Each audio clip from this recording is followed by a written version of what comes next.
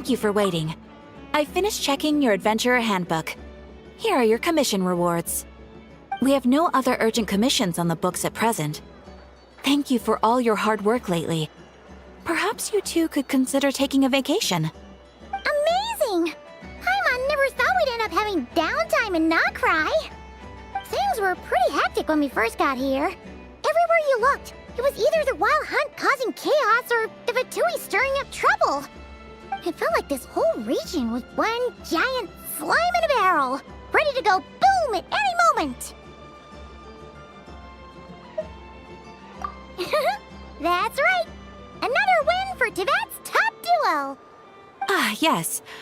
Are you two aware that the Moon Prayer Night is soon to take place? Oh, yeah! Llama told us that was coming up soon. Wait, why do you mention it, though? Do people in Nasha Town celebrate it, too? Paimon thought it was just for moon goddess worshippers. You're partially right. Most people in Nasha Town just see the festival as an opportunity to do business. They do not concern themselves with the religious element. The festival was first celebrated by the Frost Moon Scions. On this day, they would wear moon prayer blossoms and celebrate the birth of the moon goddess through song and dance. They would also prepare food and handicrafts and give them as gifts to others. Over time, it became Nod Krai's most lively festival. Oh, sounds like fun! Great! Well, in the meantime, since Catherine doesn't have any commissions for us, let's focus on some personal business instead. When we first got here, you mentioned that this was where your spaceship landed? We didn't get to follow up on it at the time, because we got wrapped up in that whole rare air situation, but now we can finally start investigating it properly. Well, there's a saying Paimon's heard around these parts, which goes, if you lift up a rock, you'll find something you weren't looking for. By that logic, you'll never find what you're looking for while you're searching, but the moment you stop looking, it'll jump right out at you.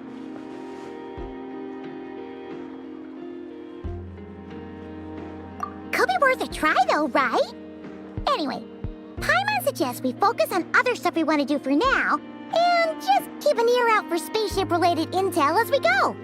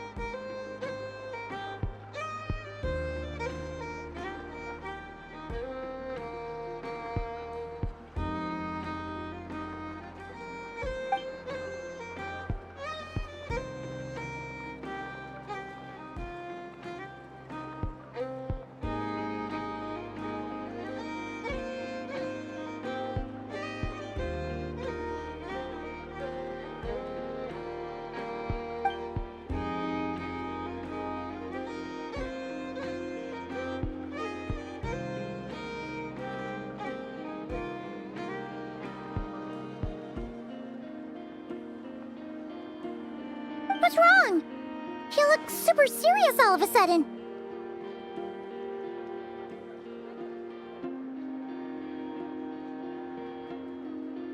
Huh? Paimon gets why you'd be concerned about Columbina, but what does the doctor have to do with anything?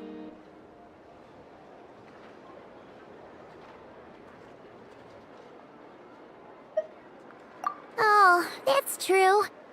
And now that you mention it, we're definitely overdue for a showdown with the Fatui. It is weird that he hasn't shown himself this whole time. What could he be up to? True. Paimon would much rather deal with Marionette anyway. She says the meanest things, but when it comes down to it, she doesn't seem like a bad person. Maybe it's the pressure of being a Fatuse? Especially as a Harbinger. Does she feel like she's gotta act tough to keep up appearances or something? But then, every time we headed out with Rarier, she always wound up having to repair Polonia and her other robots. That's gotta sting. Losing face always hurts more for people who care a lot about their image. She's probably still furious about it.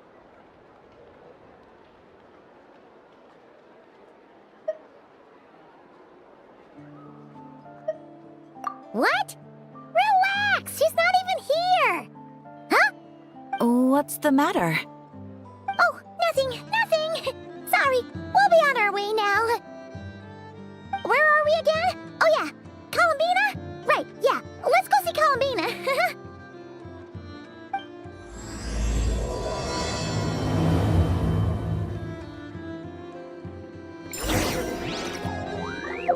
This land holds nothing but promise for adventurers.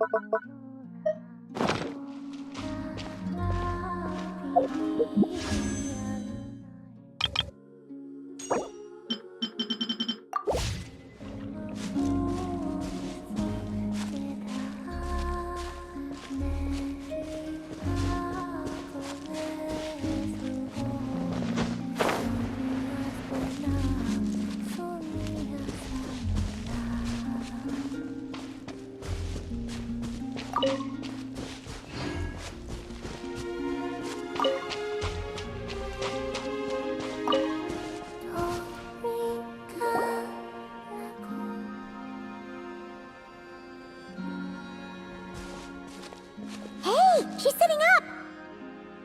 Is me sitting here a rare sight? No, we just thought you'd be resting. Perhaps I would have been, were it not for the sudden arrival of some unexpected guests. Not that I consider it a disturbance. After all, you are the only ones who are free to enter. Would it not be a little unfriendly of me to lie down while we speak? I didn't realize you put so much thought into little things like that.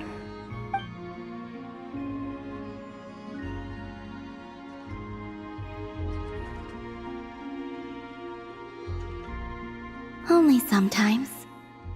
There have been moments lately where I think about you and your companions.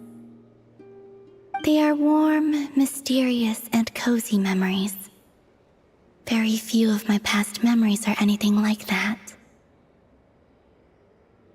They say that travelers return home bearing bags full of souvenirs. But my luggage was empty, and I believed it would stay that way. Return home? So, you're still planning on returning to the moon? Yes. This planet continues to reject me, reminding me that I do not belong here.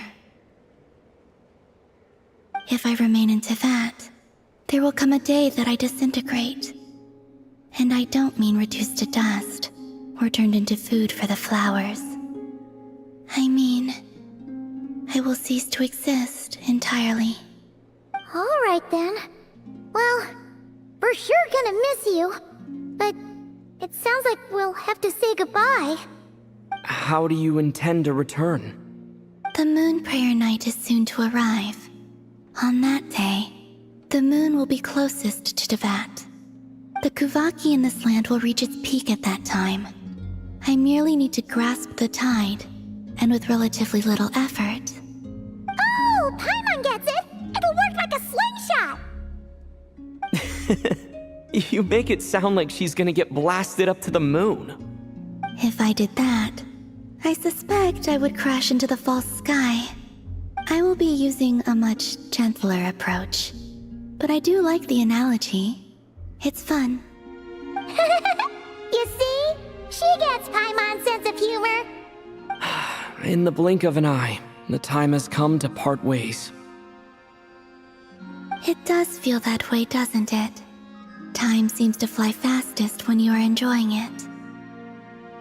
I have always thought of myself as a wanderer on this earth. and it has never expressed any desire to keep me here. Yet, just as I plan to depart, it tugs at my arm. Is this a gesture of affection? Or is the world mocking me? Oh. Were you hoping I can answer that? Yes, you are a traveler, so you must have a lot of experience in this area. Then, what I would say is, enjoy the moment. That's right! Don't overthink it! Happiness is happiness and joy is joy! The point is to enjoy it, not analyze it! I see. Then what I would say is, even though I am very tired right now, I am still happy. I can't tell from the tone of your voice. Oh, really? You don't think I sound happy? I'm just kidding. I could tell you were in a good mood today from the moment we saw you. Ah, a joke. Albeit not a funny one. Anyway, I assume you're here about you-know-what. Give me your hand. Actually, it's not that. There's something else we wanted to discuss with you. Oh. Then, do you still want to give me your hand? Or not? Sure.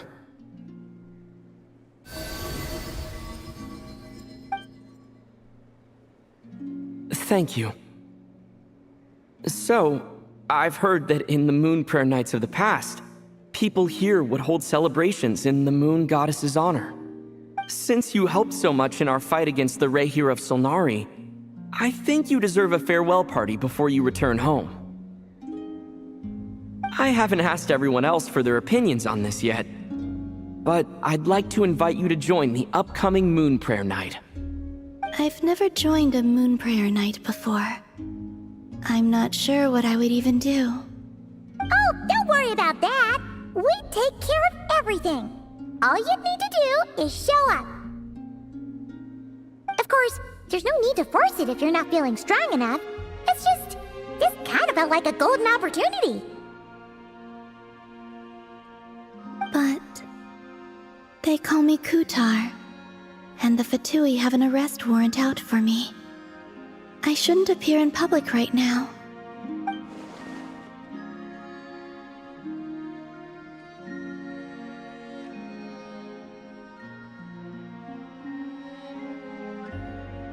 I'll make it work. You have my word. Yeah, we got your back. Well, he does. Paimon's actually not too sure what he's planning. All right, if you're sure. I will not refuse your invitation. I suppose it wouldn't hurt to pack a few more sights from this world into my suitcase before finally learning what my homeland looks like. Oh, if you see Lauma, please tell her that my answer to the question she asked me is neither yes nor no. Rather, it is, there is no need. That was kinda cryptic, but sure. Guess it's between the two of you. We'll pass along the message. Bye for now!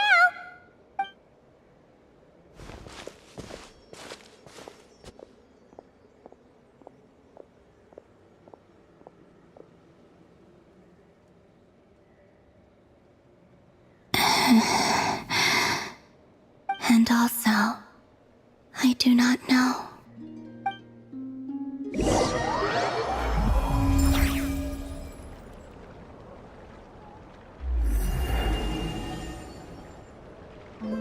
Since she's agreed to join the festival, let's go see who else wants to take part. Lauma's gotta be the person most familiar with the Moon Prayer Night. We should start with her. Also, what exactly is your plan to keep her safe? Not sure yet. I'll figure something out. What? Are you serious? And Paimon even gave you her vote of confidence back there! When did you become so sneaky?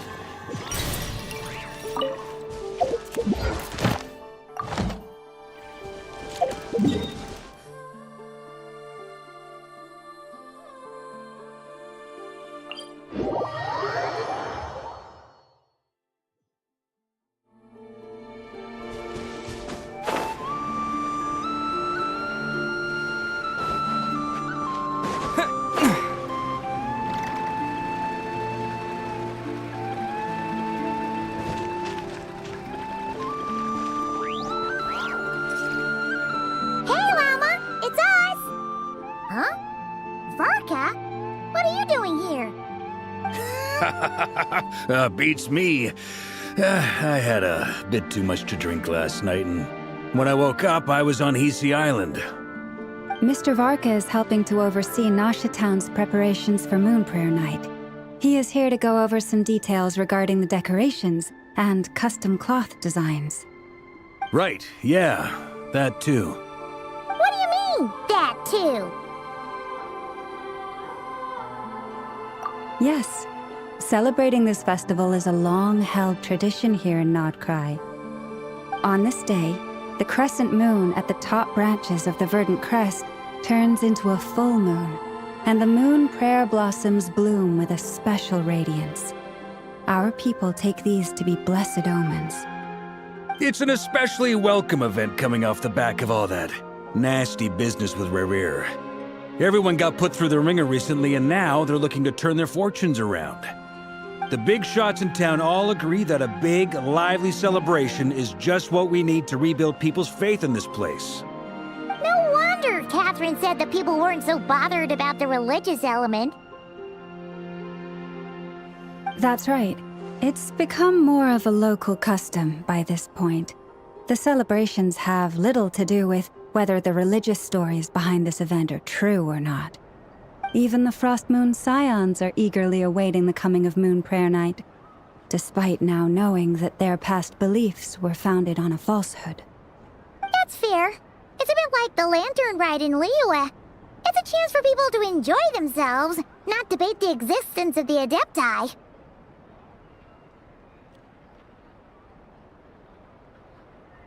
Oh, one other thing! We just went to see Columbina. We went ahead and invited her to take part in the festival this time. Hope it's okay. Wait, so... you mean she agreed to it? Huh. That's quite a surprise. Then, I suppose that she intends to return to the moon on that day. Oh, yeah! It's kind of a complicated process, but basically, it's like a slingshot. I understand. In truth, I had a feeling that she might make such a decision.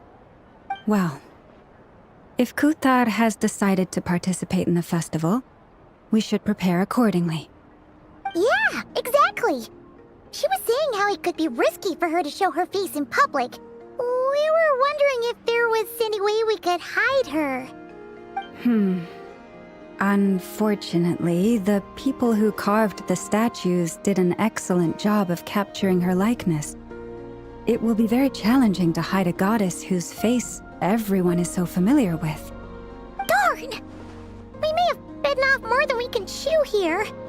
Nah, don't sweat the small stuff. We can handle that. Huh? Are you saying you have a plan? Not as such, no, but the most important thing with a festival is to keep the mood light and your spirits up. You can't go preparing for a festival with those long faces. You'll never convince anyone to enjoy themselves. The Mondstatter spirit is strong with this one. As it happens, I agree with Mr. Varka. Let's start by making our appreciation for Kutar the beating heart of the festive atmosphere. And who knows? Once we get the ball rolling, perhaps everything will just fall into place. Hey! Did you catch that? Lama said the thing! Or close enough at least. I'm looking forward to the Moon Prayer Night already. We have a festival in Mondstadt called Windbloom, and you can always tell which couples are celebrating it for their first time by the smiles on their faces. Big, beaming smiles like their whole face is glowing. And I have a feeling we'll get to see that same smile on the Moon Goddess's face at this festival. Not quite the same, surely. Anyway, I'll take care of business in the city, but I'll have to leave the decor up to you and the Frost Moon Scions. No one else can capture that traditional aesthetic quite like you guys. But lastly, there's the final key element that brings the festival to life. Companionship. Before you leave, let me show you something that we've been preparing. Mr. Varka had asked to see it already, so you may as well tag along. Also, I have some further questions about Kutar's decision.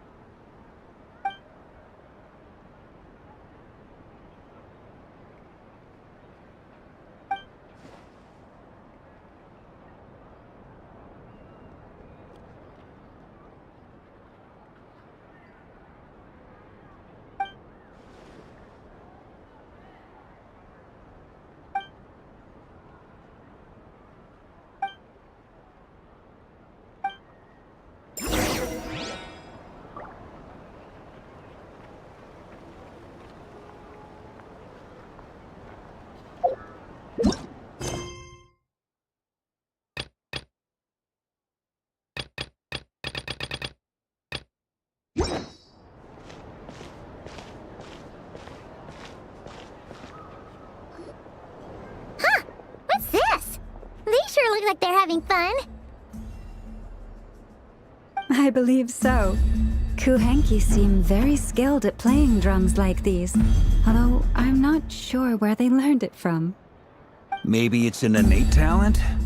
In their eyes, they're probably just playing with toys.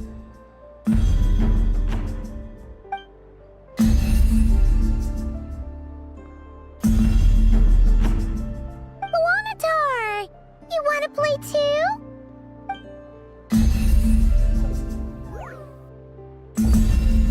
Yeah. She looks more confused than anything. Maybe we can teach her next time if we get the chance.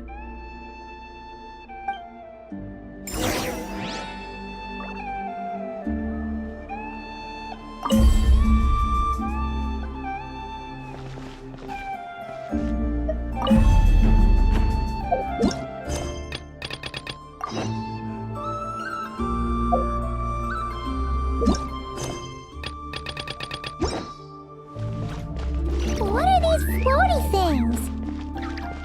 Moon veils. We hang them from... Everyone seems hard at work.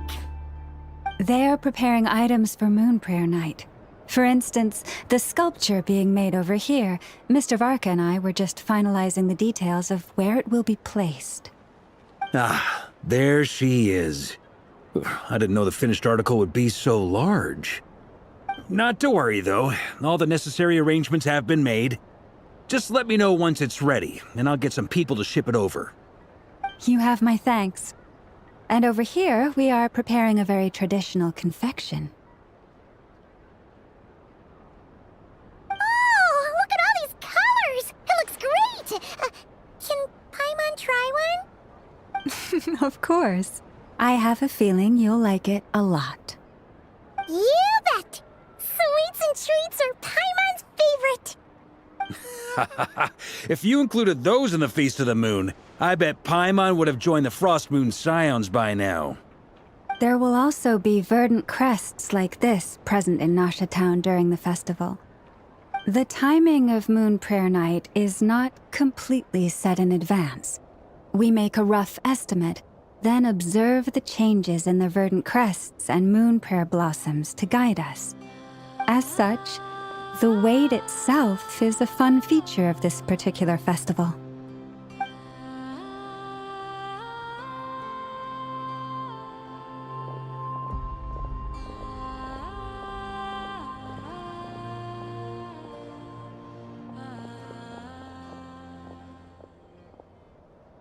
Let's talk here.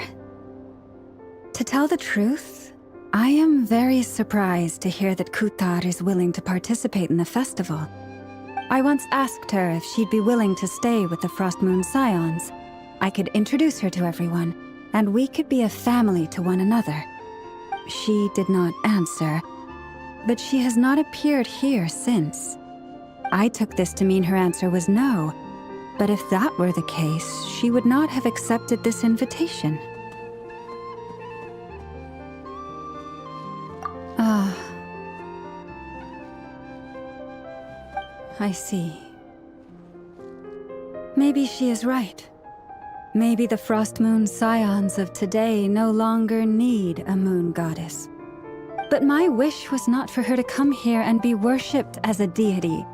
I simply wanted to offer her a place to stay. I'm sure she believes that showing herself here might invite Fatui intervention, and as such, she does not wish to cause us trouble. But what really pains me about all this is that this is her birthplace. She ought to belong here, yet no one has been able to grant her shelter. I think I'm qualified to weigh in here. When someone's about to depart on a long trip, what they need is blessings, not burdens. We should wish her the best, not make the journey harder than it already is. Anyway, she's agreed to attend, hasn't she? All we need to do is simply respect her decision. I see your point. Yes, she will soon depart after all. Our job is to leave her with some happy memories. Besides, who's to say her journey to the moon is a one-way trip? It's not like she can't come back and visit if she wants, right? Paimon agrees wholeheartedly.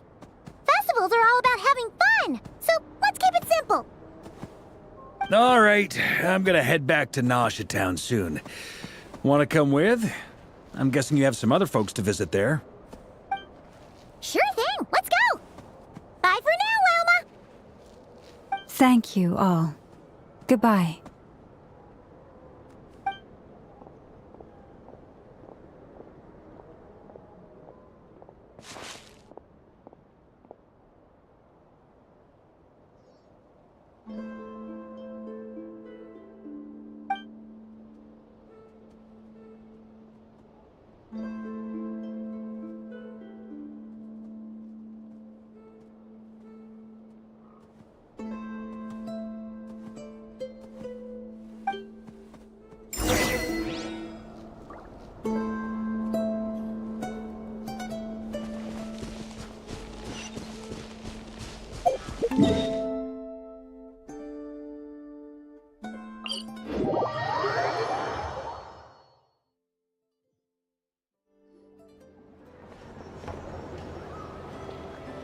Huh? Hey, over there! It's Durin and Albedo with Flints! What could they be chatting about?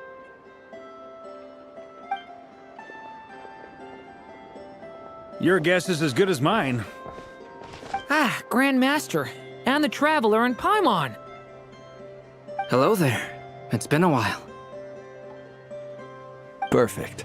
We have some new volunteers for our investigation.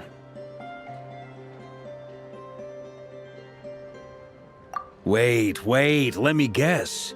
The righteous Lightkeepers are finally ready to hunt down the Abyssal Dragon? Haha. Yes, that too. Yeah, right!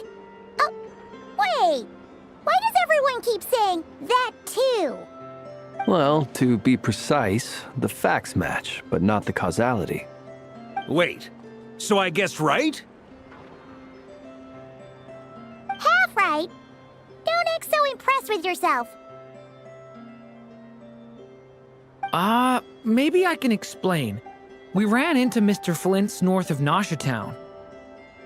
At that time, we just noticed a few abyssal creatures out in the wild, but the strange thing was, I didn't detect any traces of abyssal energy on them at all. On closer inspection, we realized that they were not real monsters, but something akin to reflections in the water, or perhaps a mirage. Huh? What do you mean? Like, you could see them but not touch them? Exactly. It was very peculiar. They roared and tried to attack us, but we could not make any physical contact with them. I think I've heard of things like that happening in Krai before, but I don't know much about it. Yes, it's a known phenomenon. Mirage-like illusions tend to appear in Krai in the run-up to Moonprayer Night. From a distance, they appear quite real. I myself thought that Misters Durin and Albedo were locked in battle with abyssal monsters when I first arrived. But after sharing intel and investigating a little further, we can confirm that these illusions are harmless. There is no great cause for concern. All the Mirage stories I've heard are either animals, rocks, or small houses. Abyssal monsters, though? That's a first. It's a first for me, too. So I'm planning to look into it further just to be on the safe side. I intend to inspect a few more locations. What about you two? Any plans? Alice contacted me a few days ago. She'd like me and Durin to assist her with an experiment. But we lost contact shortly after receiving the message. I'm sure that comes as no surprise to anyone familiar with her. We don't know when the wind will blow, yet when the wind blows, we will know. That, in a nutshell, describes how Alice operates. Yeah, that tracks. Okay. Well, I suggest we investigate this Mirage business in the meantime.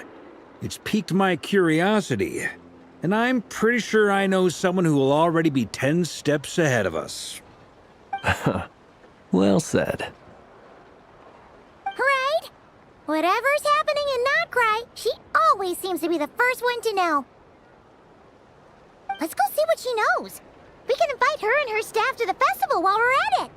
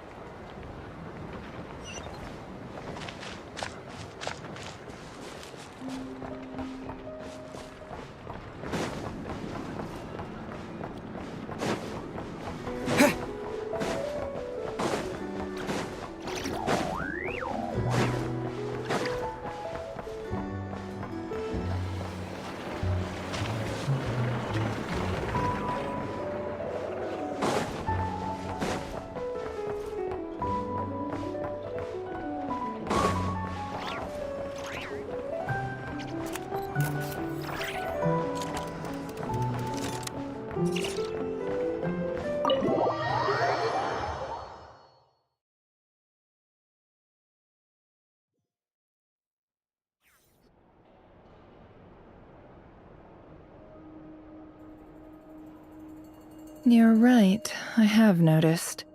There's certainly something a little fishy about this situation. Only a little, though. Records indicate that this phenomenon can occur in the days before and following Moon Prayer Night. That said, it has always been a rare sight in the past. The odds of encountering these phantoms are similar to looking up in the night sky, happening to see a shooting star, and managing to make a wish before it disappears. But this time, either everyone's getting lucky, or they're appearing far more frequently than usual. Yehoda's out gathering intel as we speak. In the meantime, let me check off some points of interest. First, the Abyss. The ones we saw seem to be abyssal monsters. Indeed. But we have identified one location where many more of them have made an appearance. And not just monsters, but human phantoms, too. Given the scale and nature of the phantoms, it's almost as if someone's last memories are coming to life. Or perhaps the memories of multiple people. Oh. So you mean the phantom monsters are hunting down the phantom humans? Exactly. The phantoms can interact with each other, but we have no means of intervening. In addition, some of the human phantoms would seem to be from the very distant past. This is clear both from the clothing they wear and the stories they tell. They claim to be from Hyperborea, a name which I've heard from Lauma before. If this is true, it means they must be from 6,000 years ago. Did Paimon hear that right? 6,000 years? It sounds like this merits further exploration. That'd be a big help. I'll leave it with you, Albedo. My knowledge of ancient history is non-existent. I used to doze off every time the pre-Knights of Favonius era came up in class. It's quite a miracle that you were able to understand these phantoms' speech, given how long ago they lived. I suppose you're right. But I'll leave the archaeologists to ruminate over that conundrum. As an intelligence broker, my sole interest is in the value of the information I gather. Which, in this case, hopefully means earning myself some good favor with our dear Lady Moonchanter. So calculating. Whew, this intel broker logic always catches Paimon by surprise. Sounds to me like we could split the work up. I think the abyssal phenomenon is best left to Albedo, Flints, and me. Agreed. It coincides with my duty as a lightkeeper. For my part, I'd like to understand the Abyss better. Even a little knowledge would go a long way. This is certainly a rare opportunity to study the Abyss. But even rarer, perhaps, is the chance to make contact with the Ancients. The Curatorium will take the lead on investigating the Hyperboreans. We put in the work to learn what we know so far. It seems only fair that we get some quantity of exclusive intel. That just leaves our trusty team of 2 unassigned. Since you became an honorary knight, of course. This was part of my grand plan all along. Ha ha ha! Oh yeah, by the way, we managed to convince Columbina to come to the Moon Prayer Night celebrations. Would you and Yehoda like to join too? She agreed to that? Huh. Quite an achievement. Never underestimate the traveler, I guess. I'd be happy to join. No point shutting myself inside when the streets are all decked out. I doubt any clients will be visiting during the festival in any case. And Yehoda loves a party, so I'm sure she'll jump at the opportunity. No. No, no, no, no, no, no, no, no, no! Way to contradict me in front of... Wait, no, that's not what I have bad news, boss. So many people. All right, everyone inside, quick!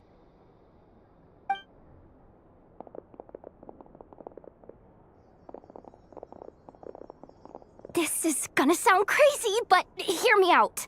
I saw one of those phantoms at Star Sand Shoal, and it was some sort of flying ship. Like a spaceship? That's gotta be the one you came to Teyvat in. You said you saw the same thing through the moon marrow, right? Huh? You already know about it? Ugh, I thought I was gonna blow people's minds. Turns out I'm the last to find out. Wait, back up. You came here in a spaceship? Now my mind is blown! What's it like on the inside? Was it like flying through space? I want to know everything!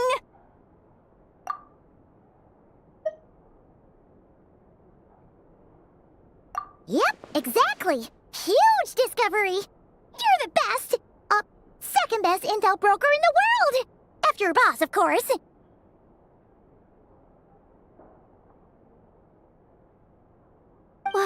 Wow. Really? Well, I don't know if I'm all that, but... I guess that decides where we're heading next. Come on, don't look at me like that. I know the spaceship doesn't have anything to do with me, but you don't want to leave me as the only one twiddling my thumbs, do you? Please? Fair enough. You can tag along. In that case, let's meet back here to discuss our findings once we're done. I wish everyone a productive investigation. You too.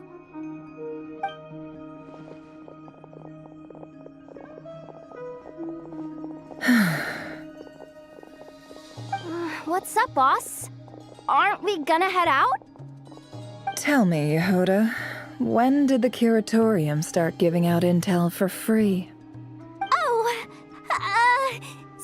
sorry, boss.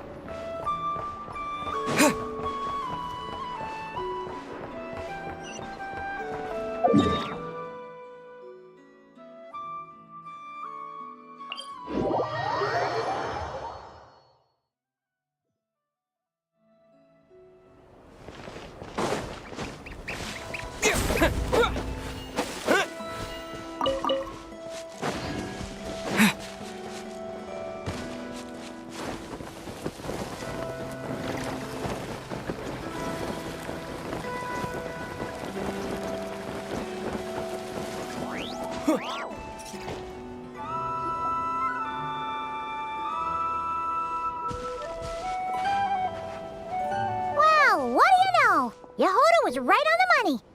This Phantom really is your spaceship. But that's so weird. Why would it show up here? Is it some kind of projection? Or a ghost? Like, maybe it no longer exists, but somehow it left an afterimage? Ah, you're already here. Miss Lauma, what a surprise. I thought you were busy with festival preparations. I was, until one of our people informed me that a strange sight had appeared at Starsand Shoal. No one's ever seen something quite like this before. I thought I should see it for myself. Same here. Oh, so we heard that these things appear around the festival period. Any idea why that is? Unfortunately not.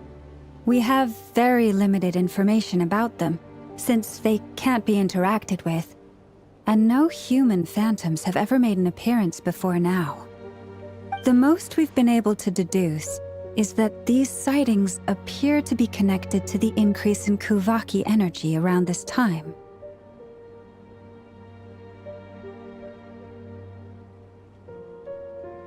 Yeah, seems like that's all we can do. This is all so confusing.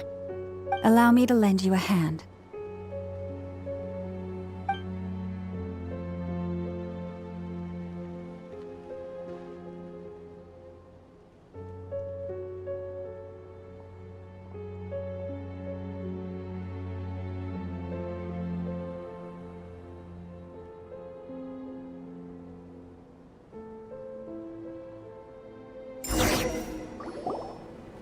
Everyone, our friend here should be able to provide us with some information.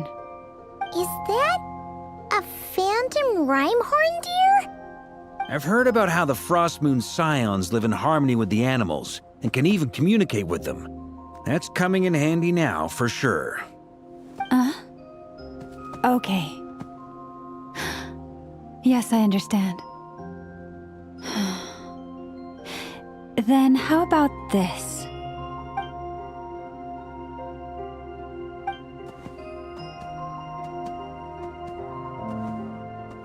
Oh, it's leaving. It appears to share our curiosity about this giant spaceship, so I asked it if it wouldn't mind investigating along with some friends. In return, I told it about some nearby spots where the wild fruit grows abundantly. We may live in a different era from these phantoms, but I trust that the terrain, climate, and ecology here are more resistant to the effects of time than some things are. Let's give them a moment and hope for the best.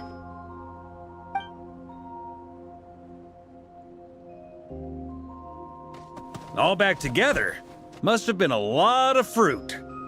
Indeed. Now let me ask them some questions.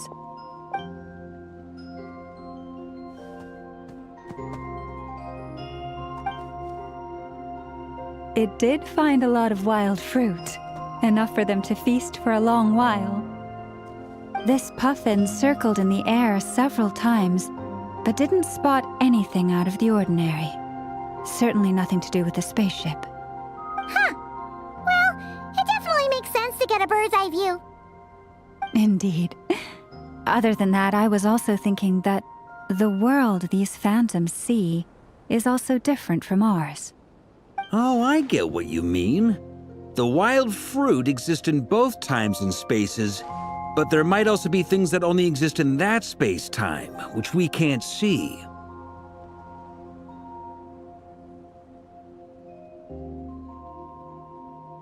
Good point. Great thinking, Lauma. Blunthorn rhinos can use Kuvaki to shift great rocks, but this one says it couldn't get that ship to budge by even an inch. The sniffer mole tried too, but despite being a skilled digger, it could not get through.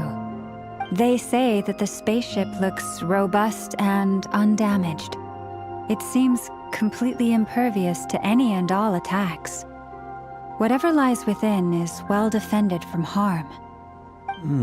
So, just like us humans, there was nothing they could do about this spaceship either.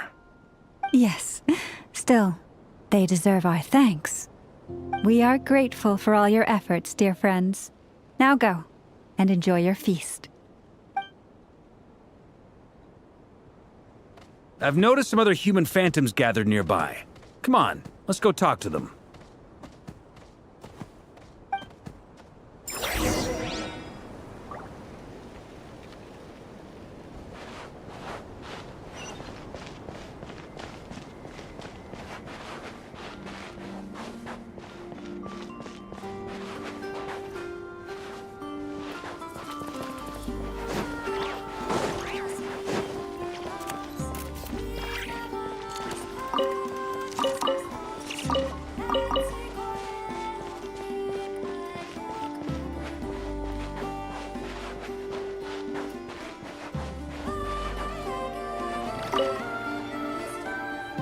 What is this thing? I've never seen it move, and there's no way to get inside. Goodness knows. My grandpa says it's been sitting here at least since his grandpa was still alive. What about his grandpa? Did he say anything to your grandpa's grandpa about it? Huh? I don't know. In all likelihood, it was here back then too. Hard to imagine something this huge could move. Guess that means that as far as they're concerned, this ship's been around a long time.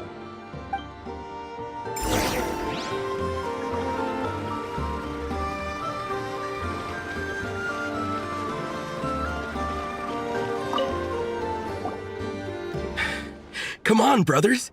If we can get even a small chunk off of this thing, it's gotta be worth a fortune. Today is the day we strike it rich. Huh? You mean Paimon? Yes, brother, I shall join you. Let's make our fortune. We should go with them. What the? This thing is crazy tough. I can't even scratch it. What's it made of? Sorry, brother. Looks like we'll have to seek our fortunes elsewhere. Enjoying yourself?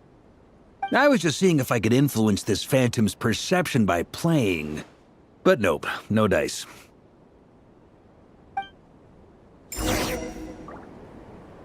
I'm sure we're all starting to build up an idea of what's going on here now that we've spoken to some of the people. These phantoms are reenacting real historical events in Krai. It's almost like we're in some kind of interactive stage play.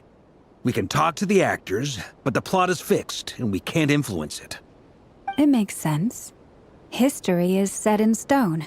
The objective facts of the past cannot be changed. Paimon totally thought you were just goofing around earlier. But actually, you were doing some serious investigating. Of course I was. Anyway, at this point, I think we're forced to conclude that although the Phantom spaceship is right there in front of us, we aren't going to learn much about it from these people.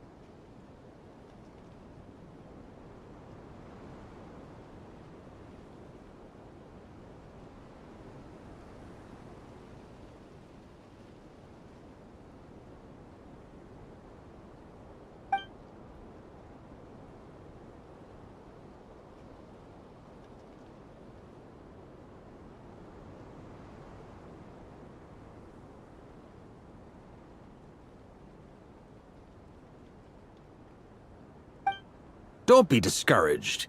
If nothing else, this is proof of the ship's existence. And think about it. So many people tried to hack their way inside, but no one could get the door open. It's made of very tough material. To me, that says that we'll either find the ship itself or the story behind it. It's just a matter of time.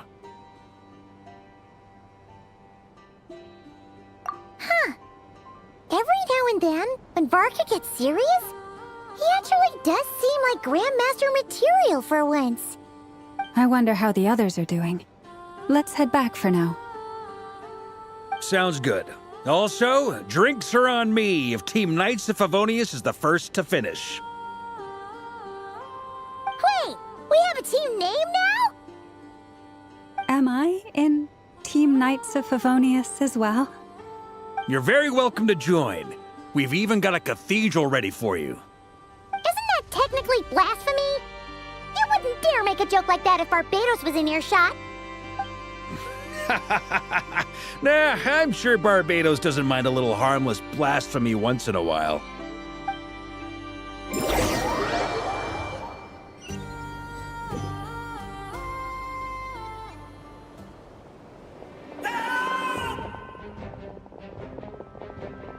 Oh, no! Get away! Oh.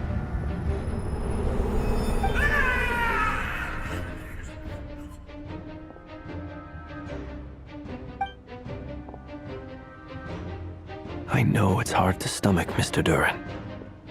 But as I'm sure you've noticed, there is nothing we can do to intervene in that which unfolds before us.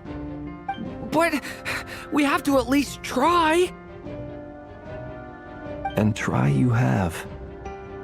But are you aware of how many unsuccessful attempts you've made now? I wasn't keeping count.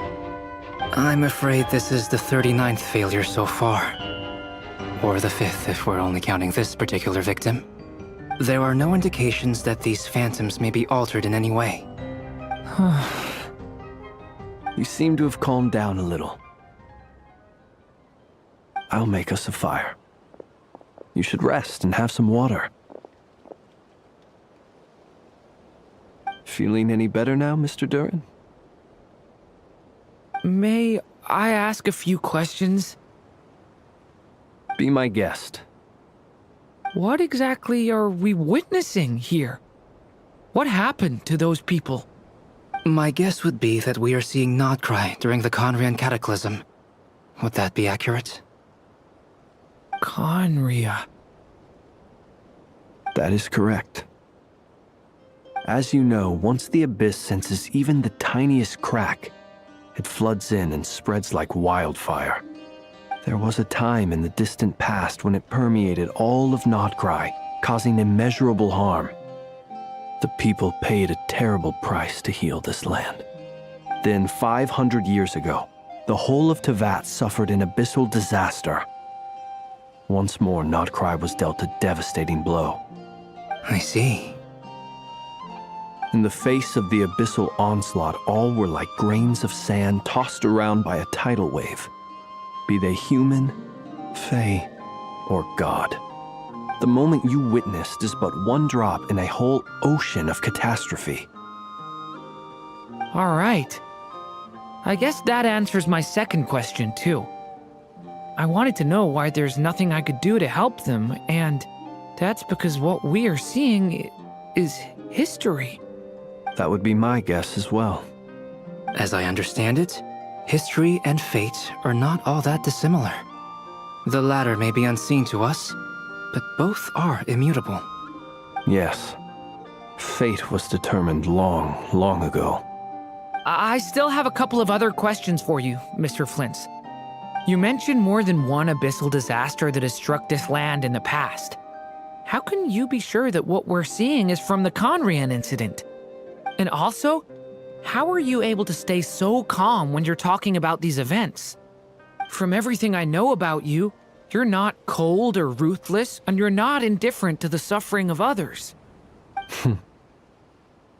Alas, I am forced to show my age. I must be 600 or 700 years old by human measure. Wait, so you... One is not easily moved by history when one has witnessed the truth firsthand. I'm sorry. You needn't apologize. Your passion is a good thing to have. Treasure it, because someday you may find it in terribly short supply. Now, at the risk of offending you, I have a question in return. Your curiosity toward the Abyss, is it born from hatred or because you sense its call? I only ask because I kept a fragment of Rarir's body in my lantern for a short time. Specifically, his heart. So I know what a burden it can be to carry the Abyss with you. And I hear its power growling from somewhere within you. In my eyes, your mere existence is a miracle. My honest answer is... I don't know. I don't think I have the confidence to say for certain. What I will say is the Abyss is not the only issue that haunts me. Even before I became who I am today, the question dogged me constantly. Should I even exist at all? My doubts remain unresolved. But when we fought Rarir, something became a little clearer to me. Sometimes it is the darkness within us that allows us to achieve the impossible. I certainly got the sense from your 39 attempts that you were trying to achieve the impossible. It sounds like you've resolved to see the truth for yourself. Absolutely. In that sense, he and I are quite similar. Then I wish you every success. I look forward to the day of your transcension. Well, if everyone's caught their breath, I suppose we should head back. Oh, and one last thing. I'd appreciate if you kept our discussion about history a secret.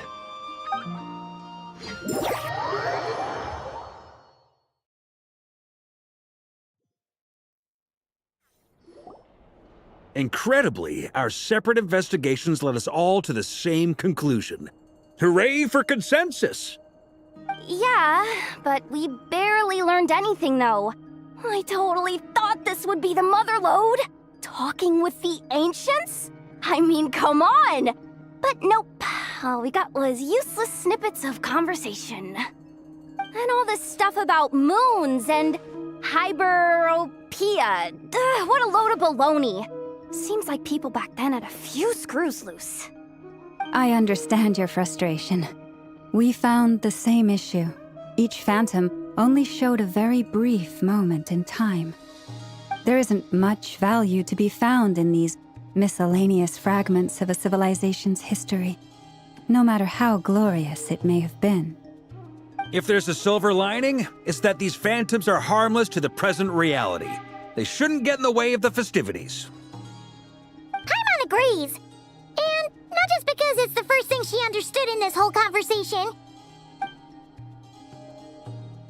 You look disappointed, Nefer. Is something the matter? What do you think? We all worked our tails off, but the only one to gain anything from it was you, Lady Moonjanter. Well, please do share the Hyperborean records with me. I will gladly inscribe them in our people's documents. Oh, duh! Yeah! That was it! Hyperborea! Hyperborea. I'm serious. Only an expert in the Frostmoon Scions and their history can turn these records into valuable research material. The alternative is to let them gather dust on the Curatorium's storage shelves until the pages turn yellow. Nefer, you're wise enough to know that cooperating and sharing the profits is the best course of action here. Well, that goes without saying. Sure, let's do that. Huh? But didn't you say we aren't supposed to give out intel for free? Sorry. Shutting up. Shutting up. Now is not a good time to push Nefer's buttons. Anyway, back to Moon Prayer Night. I'm thinking that we should prepare something a little special, aside from the usual decorations and so on. You mean a parting gift? Can't go wrong with food. Although, does food go bad on the moon? Perhaps a lantern would be a better choice. It might be dark up there. It could prove difficult to light a lantern on the moon. Magical stones might serve that purpose better. What about a clockwork mecha model from Fontaine? I've got a whole bunch at home. I use them for fighting practice in my free time. None of these sound like things she would be even remotely interested in. But we don't interact with her enough to know what she likes. Yeah. It would really save us the guesswork if someone could find out what she's into. Wait, what the? Traveler? They're all looking at you.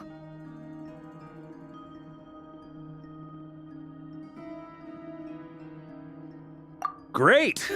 Haha, problem solved. Now, I need to stop by Dory's. Gonna need her help sourcing a bunch of stuff for the festival. Then let's leave it there for now. We all have our own business to attend to. Traveler, if you find out what Kutar likes, let us know right away.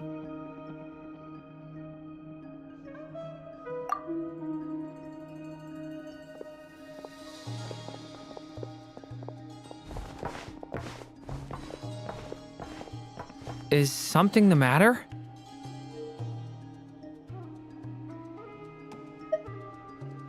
I'm fine. It's just... I'm still feeling a little rattled after witnessing the horrors of the Abyss. But it's okay. This is something I have to work through. I'll be alright. Thanks for your concern.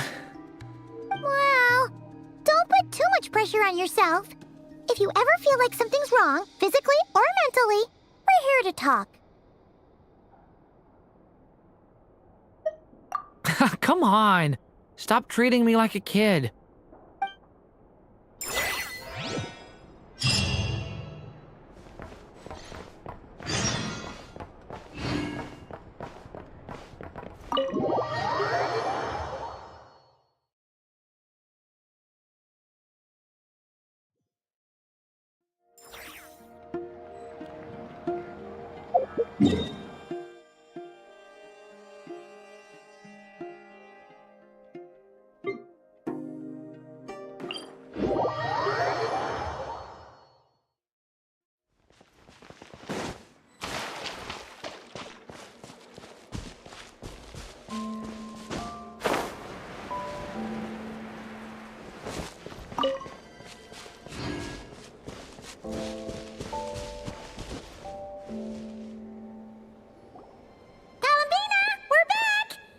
Huh? She's not here. Weren't there a few Kuhenki here last time too? Where did they all go? Walkies? For Kuhenki? You're not pets, you know. Oh, well.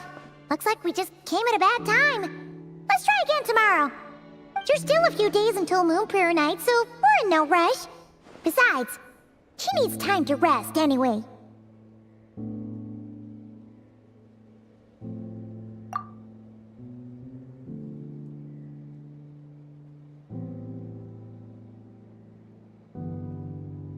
Kalamina! Are you back yet? Oh, how strange. Looks like she still isn't here. Right? It's not like her to spend so much time outside.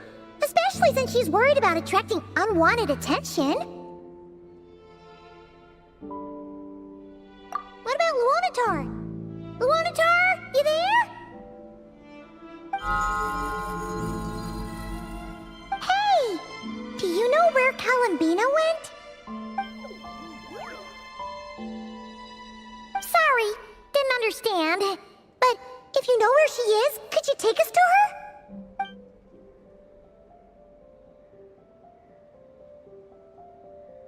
Yeah, that's even stranger. What about him?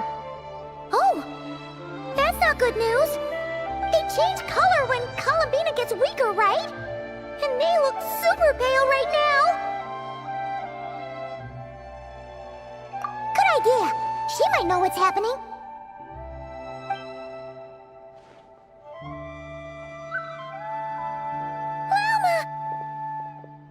Ah, it's you.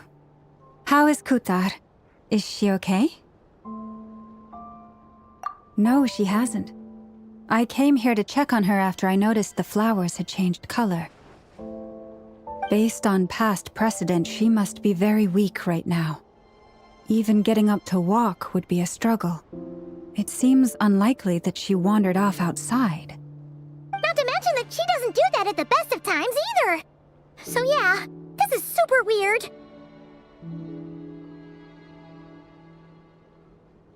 No. Very few people are in the know about Kutar's whereabouts. And if anyone suspicious had visited, they'd have left some sort of evidence. Come on, let's go to Nasha Town. If anyone has seen her, someone there will know about it. It's not Krai's information hub after all. Makes sense. Let's go!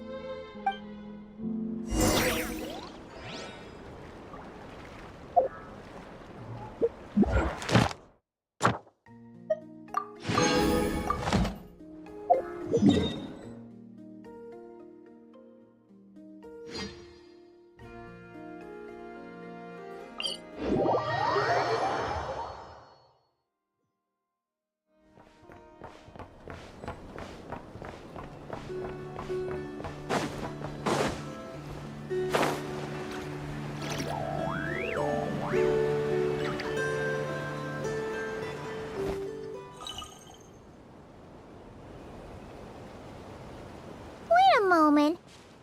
Is it just Paimon, or is this stall kind of suspicious? It's never been here before, right? No, I don't recognize it.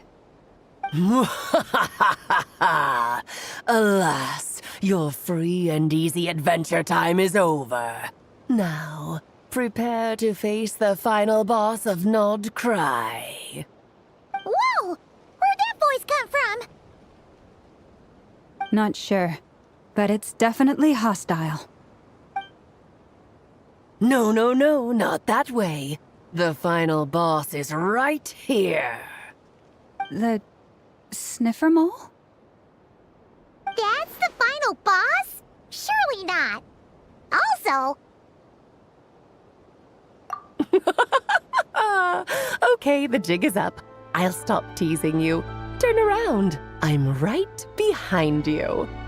It seems I've managed to leave quite an indelible impression, even though you've never seen my face.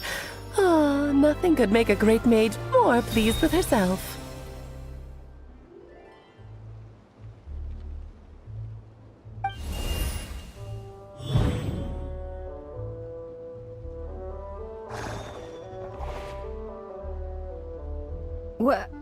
What is going on? I've heard that all the big shots in Teyvat have long, wordy titles that stun people speechless when they make their entrance. Unfortunately, none of them are affiliated with the Hexenzirkel, and we ourselves keep a very low profile. The notorious name-dropping doesn't quite work for us. Still, I, for one, think I'm really quite amazing. So that didn't stop me from coming up with a title anyway. Alice! It's really you this time?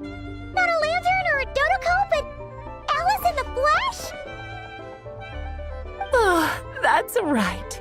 So, what do you think? How does it feel to finally meet me?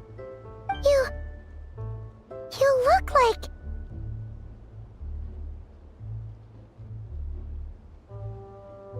Oh, that's the first thing you thought. A little surprising, but that actually makes me very happy.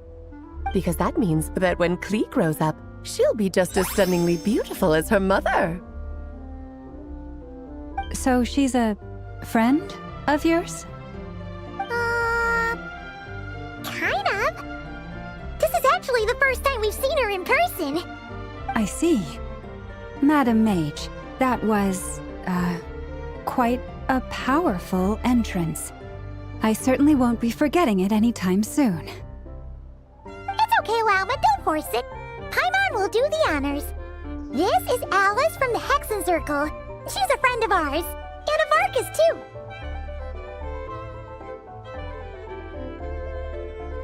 That's right. She's a good person, just kinda... unpredictable. Well, what is the human heart if not unpredictable? Hmm? If we could not do as we please, how would we differ from machines? I am Lauma, Moon Chanter of the Frost Moon Scions. It is a pleasure to meet you. Oh, I know. Before you got here, I spent a good, 15 minutes getting up to speed on Nod Krai's present situation. In other words, I've read the whole in the last episode part, so we can skip the pleasantries. Fair enough. Well, Miss Alice, I can already tell that you have quite a unique personality. You'll get used to it. Paimon sure is. So anyway, what are you doing in Nod Krai, Alice? Oh, I thought I told you already. This time, I'm the final boss. And what a formidable foe I shall be. Powerful, confident, decisive, and good luck finding my weak spot. You will never succeed.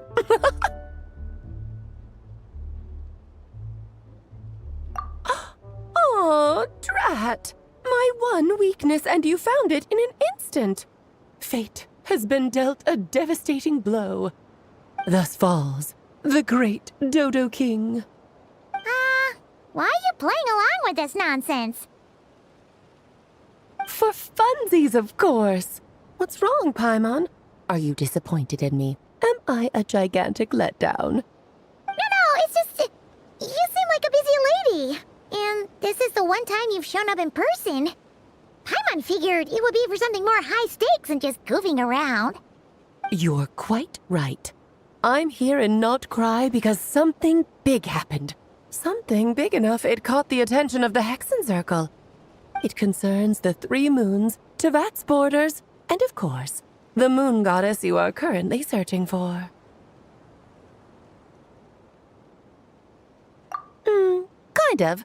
Why don't we discuss this over a pot of tea? My main reason for coming on this trip to Teyvat was, of course, to have some fun. But I do technically have a job to do as well, namely, maintaining the stability of Teyvat's borders. I'll skip over the complicated parts, but to sum it up, abyssal energies are all that lie beyond Teyvat's border. We'd find ourselves in a real pickle if they ever made it through. And the phantoms you've been seeing are a sign that the border has been disturbed. Ah, no wonder they tend to show up around Moon Prayer Night. Is it because the real moon is now so close to us that its power can cross the border? In part, but only a negligible amount passes through. Just enough to influence the verdant crests and so on. And as you've noticed, there has been an unprecedented number of phantoms appearing this year. The influence of the moon beyond the border cannot explain this. No, there is another far greater factor at play. The trilunar syzygy. A trilunar syzygy? Eons ago, before the heavenly principles came to Teyvat, it was the then 3 moon goddesses who controlled the laws of this world.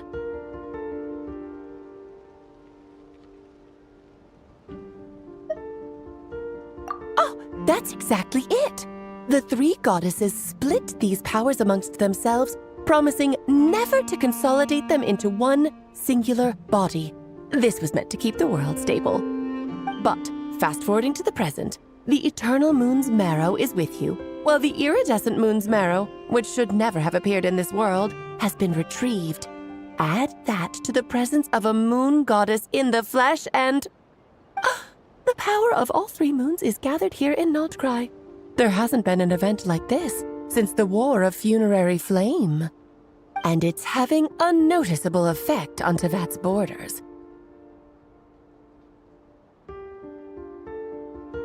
Because I wish to give my darling daughter a peaceful, sunny environment to grow up in.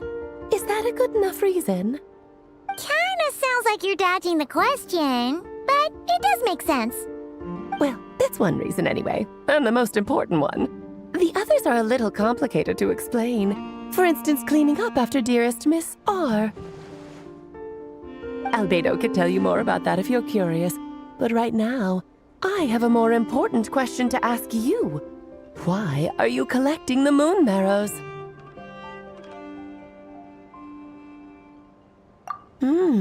I see. Nicole told me about that legend once. Nicole? You mean Mage Anne? Oh, so you remember.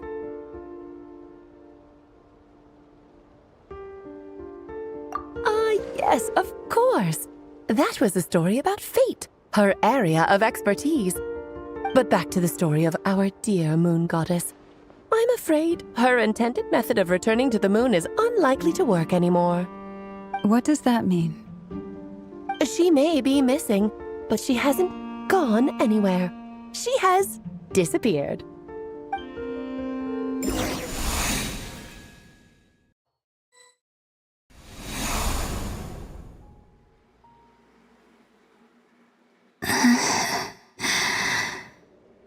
My body is so heavy. Wait, no. It's my mind that's heavy. My arms and legs are as light as a feather. What's happening to me? I feel drowsy, like I've been asleep for too long. Is it daytime or nighttime? Is the moon out? I think I'll go for a walk.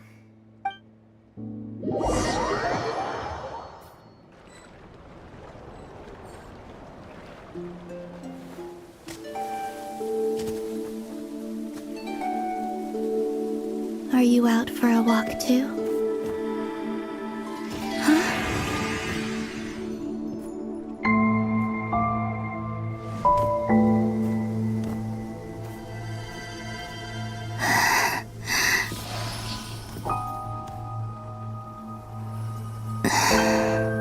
The day has come at last.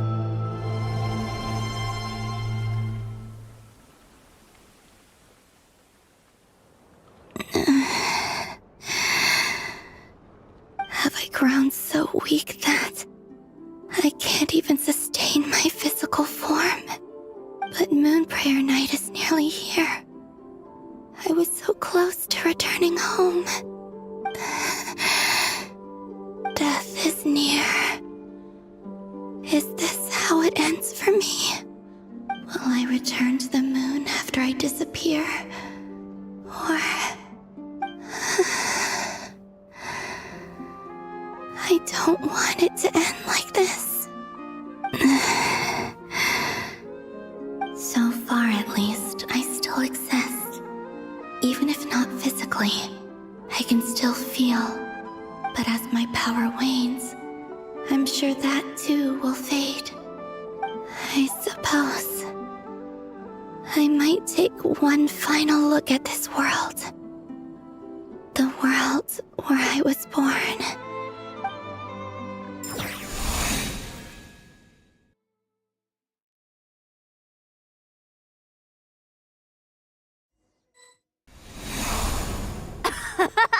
Come on! Come on! Wait for me! The Frost Moon Enclave.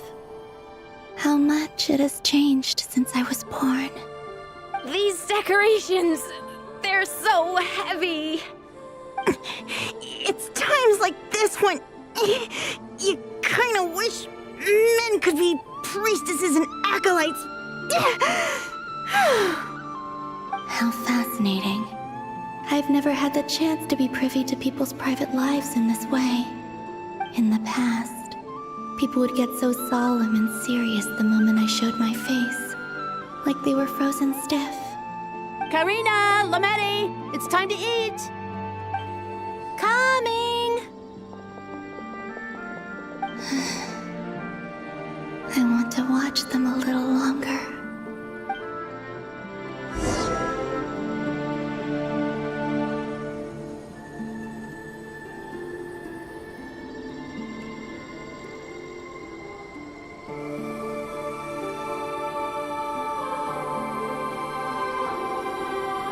So just fill these balloons with air, right? Yep. Try a couple now to test things out.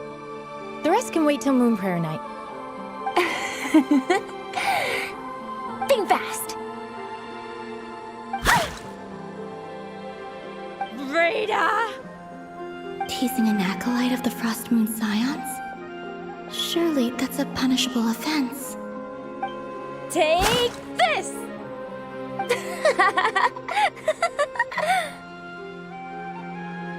Huh? All right, enough horsing around. Lady Lauma gave us a task. We should get back to it. The task is just to check that the balloons don't leak, right? Doesn't matter if we fill them with air or water. Yeah. Okay, you got me there. And you got me there. But still, we can't use all the balloons before the festival even starts. We won't use all of them. And as long as Lady Lauma's trusted acolyte doesn't snitch, this can stay as a little secret between friends. A couple more can't do any harm, right? Oh, you menace. Then, think fast! Is pumping a balloon full of water really so much fun?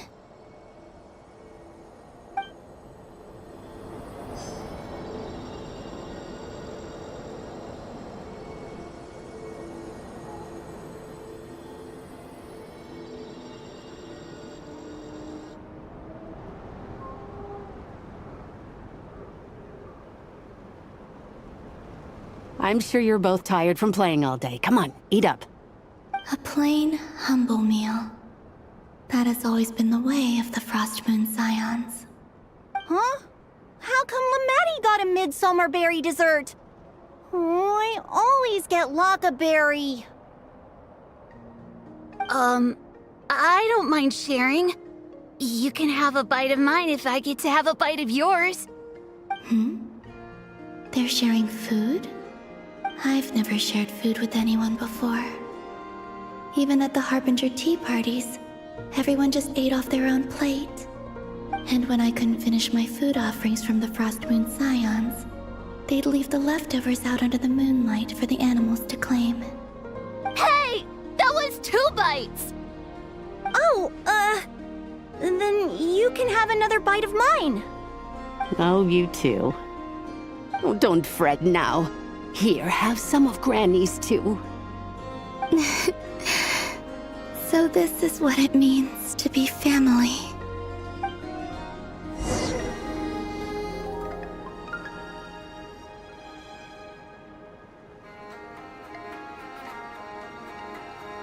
I'm seeing so much that I'd never usually get to see. They'd never act like this when I was around. It's nice, being able to just watch people in peace in these final moments. What a rare opportunity. I think I'll go take a look around Nasha Town, too. Maybe the Traveler will be there.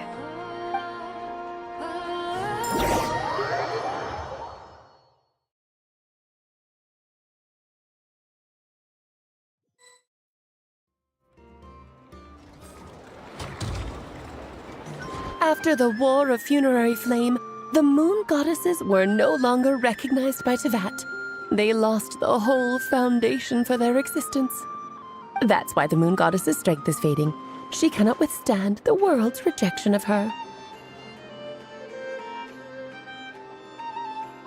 To be more pedantic about it, the Moon Goddesses did something to offend the Heavenly Principles, and that's why they were ousted. Something of a recurring theme in Teyvat's history. Theoretically, speaking so candidly should put me in their crosshairs too, but they can't tell me what to do. I'll say whatever I want. Anywho, the Moon Marrow energies were but a drop in the bucket for her, and that battle against the Ray Hair of Solnari only weakened her further. Fortunately, it happened close enough to Moon Prayer Night when the Kuvaki concentration here is high. That's the only reason she managed to survive this long. What do you mean, fortunately? You said she disappeared. We're too late. Oh, what a headache. I thought this was all common knowledge. I guess I have some more explaining to do. Okay, buckle up. It's time for another lecture.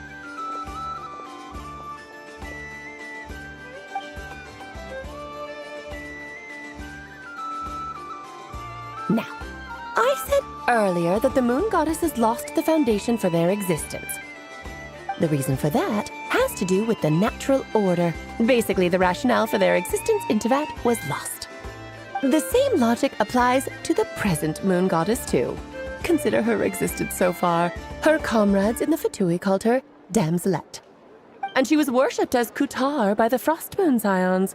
But these connections have now been severed, whether by her hand or yours. So, the rationale that once sustained her existence is now gone. Wait, we did that to her?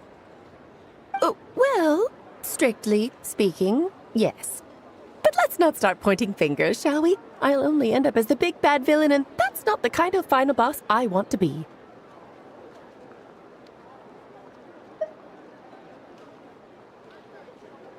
Of course I do. I'm only the greatest mage in the whole entire world.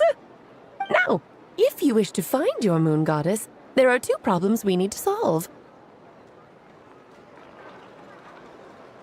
Firstly, we'll need to strengthen the connection between her and Teyvat, at least enough to sustain her until Moon Prayer Night.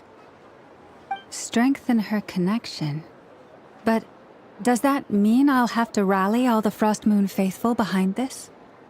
I'm afraid a bygone faith and a former home won't be of any help to her now. Do you know her name? Her name? Yes, names are very important things. A name is a fundamental concept that anchors one's entire existence. Then your first job is to find it. As a moon goddess, I'm sure she must have a name she identifies with. Neither Columbina nor Kutar is her true name, and she's never really accepted either of them. So, finding out her real name is enough to sustain her existence? Yes, I know it sounds like a small step, but every journey begins that way. So for now, that's all we need to focus on. The second problem is with her plan to use the moon marrows to return to the moon. Unfortunately, piercing through the false sky will take an enormous amount of power. Given her current condition, she won't be able to provide anywhere near enough power, even if she recovers her physical form. But no need to fret. Nicole's the expert in this field, and I'm sure she'll figure something out. Wait, Mage N is going to help us out too? That means we've got 2 Hexacircle mages on the case. This is turning into a pretty big deal. Actually, this is more of a side quest for me. Like you said, I'm a busy lady, so I can't stay for too long. I'll have to return to Teyvat's border soon. That's the upside you get for looking out for my little Klee. Hopefully that will incentivize you to carry on keeping her company in the future. Anyway, jokes aside, you'd better get moving. It will take quite a miracle for the moon goddess's consciousness to hold out till moon prayer night. Oh, I suppose I might as well tell you where Nicole is before I leave. Off you go now. Time to meet your new friend. Oh, yes, and a little suggestion. Don't forget to mind your heads. What? I wonder how Durin's doing. I should really go see him before I head back. You really are super busy. I most certainly am. There's so many children I have to keep tabs on just in Mondstadt. Durin, Albedo, Venti, Varka.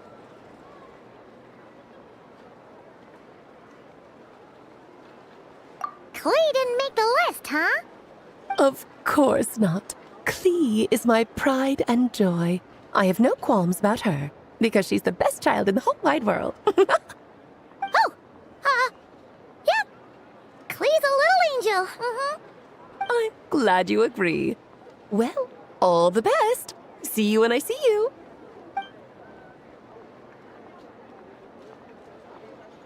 She left in a hurry.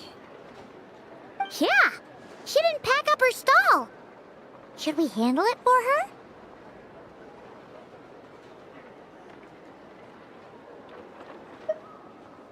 I must say, I'm now very curious about her daughter. Klee, wasn't it?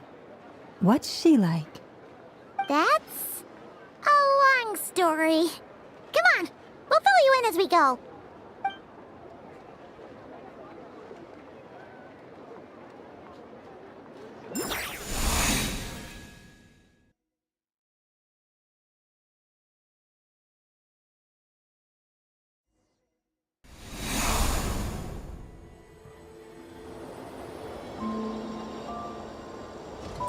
What a lively place.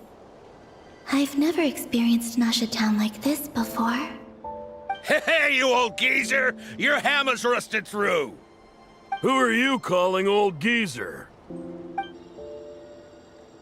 Are they quarreling? I'm looking right at him! You've really gone downhill since giving your daughter free rein in the workshop. Can you even swing a hammer anymore? It shouldn't take you days just to fix a single chair! You might as well use that hammer to massage my back for all the good it's doing.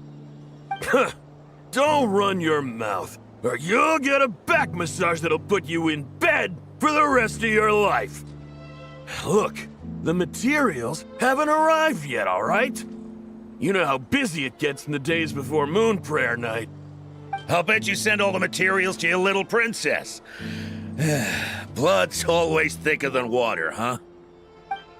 All right, you've made your point, Uncle Koski. As soon as the materials arrive, fixing your chair will be the #1 priority. And Dad, if you've got time to chat, why don't you lend me a hand, See?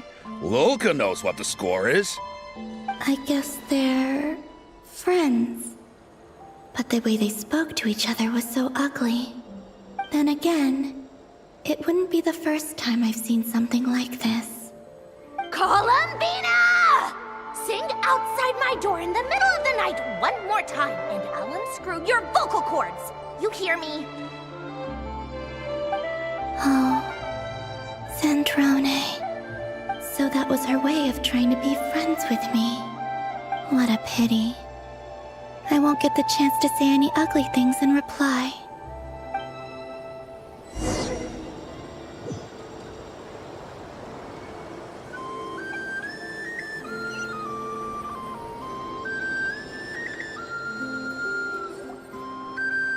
Hey, have you decided what to give her for Moon Prayer Night?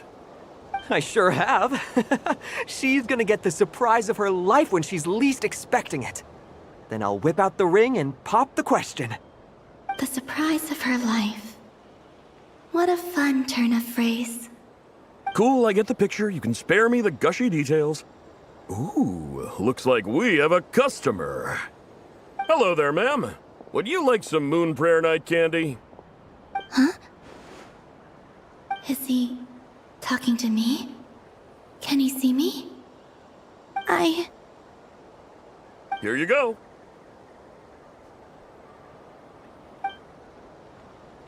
Oh.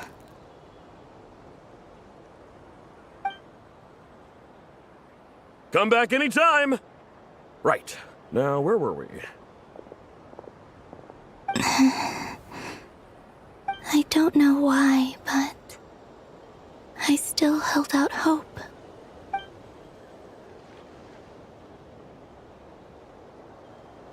The most important thing right now is to find that mage. This name thing seems super important too, but where do we even start looking? I'd better go pay the Fatui a visit.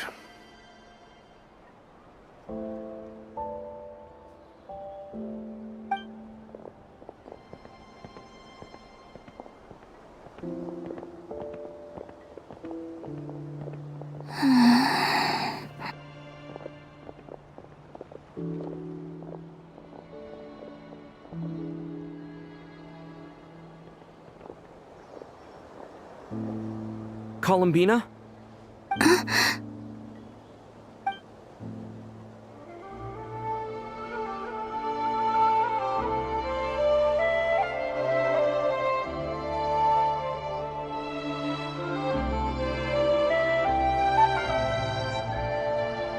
Traveler? Let's go! This is no time to be spacing out!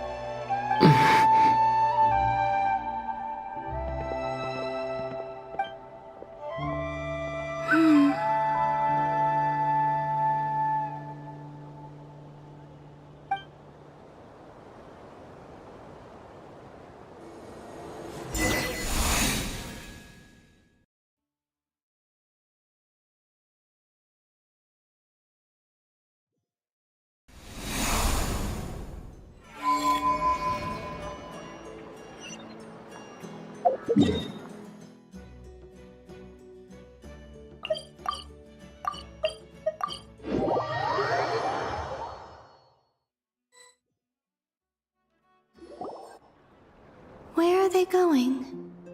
They mentioned a mage and a name? So, Mr. Varka, are you acquainted with this Nicole? Or should I call her Mage N? Not really. We've never met, though she has come up in conversation. From what I've gathered, Alice kinda took Nicole under her wing. Taught her how to speak in a more ladylike fashion, that kind of thing. Huh. Hard to imagine Alice as an etiquette coach. Yeah, Alice is a larger-than-life personality, I'll give you that. But then again, that's why she's able to draw such an eclectic mix of people into her inner circle. If I remember correctly, Being an interesting person is actually one of her main entry requirements. So, if you ever wanted to join the Hexenzirkel, I'm sure you'd both be eligible to apply. Hey! Don't go around making promises on Alice's behalf! I wouldn't dare. I'm just trying to paint a picture of the Hexenzirkel for you. Okay, sure. Anyway, since none of us have ever met Nicole, how are we supposed to find her? We can't just go up to every woman in sight and ask, "Hey, are you Nicole?" Maybe something she's wearing will give it away? Like a wind bloom pinned to her chest or something. Wait a minute. Alice never said Nicole was from Mondstadt. Oh, true.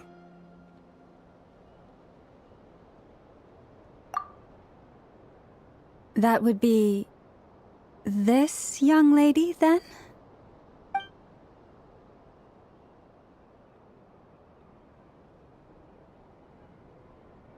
Hey there! Sorry to disturb you, but are you Miss Nicole? Varka, Knight of Boreas of the Knights of Favonius. Alice might have mentioned me before. Mm-mm. Ah! Have we got the wrong person? Sorry. Well, this is awkward. When I shook my head, I meant, no, Alice hasn't mentioned you before.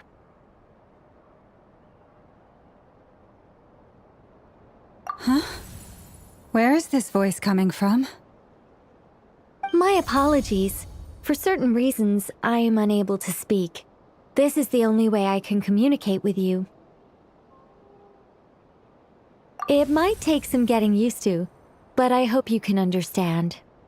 Hey, it's fine. I'm more shocked by the fact that Alice never speaks about me. As for you two, we have crossed paths twice before, but it is nonetheless a pleasure to finally meet you. It's really you! Thanks for all your guidance in the past! You're quite welcome. This time, things are different. We have reached the unwritten pages of the story. You might say that we stand at the crossroads of fate.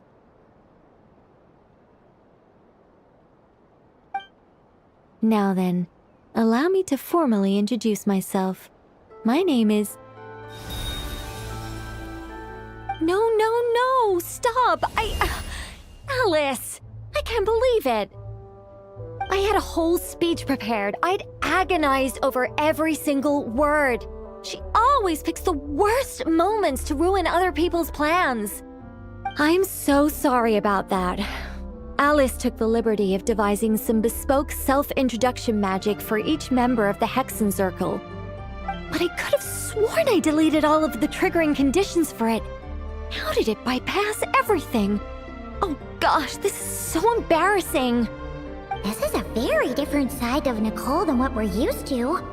Is she not used to face-to-face interactions? Don't worry about it. We've seen that introduction magic once already, so it wasn't too much of a shock. Please go on, Miss Nicole. We'd love to hear what you have to say, or, well, communicate. Huh? Are they talking to this lady? But... Will you all promise to forget that horrendously embarrassing introduction?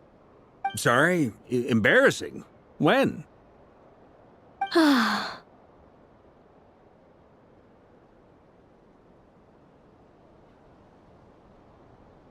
Yes, my name is Nicole, and I am one of a very few angels who have retained both their preferred form and their power. The Traveler and Paimon should be no strangers to this concept. There is another of our kind in Natlan. They call her the Lord of the Night. Right! Paimon remembers her. Yes. Well, I have retained more of my power than she. It's because I don't have a long-term duty to fulfill. To be more specific,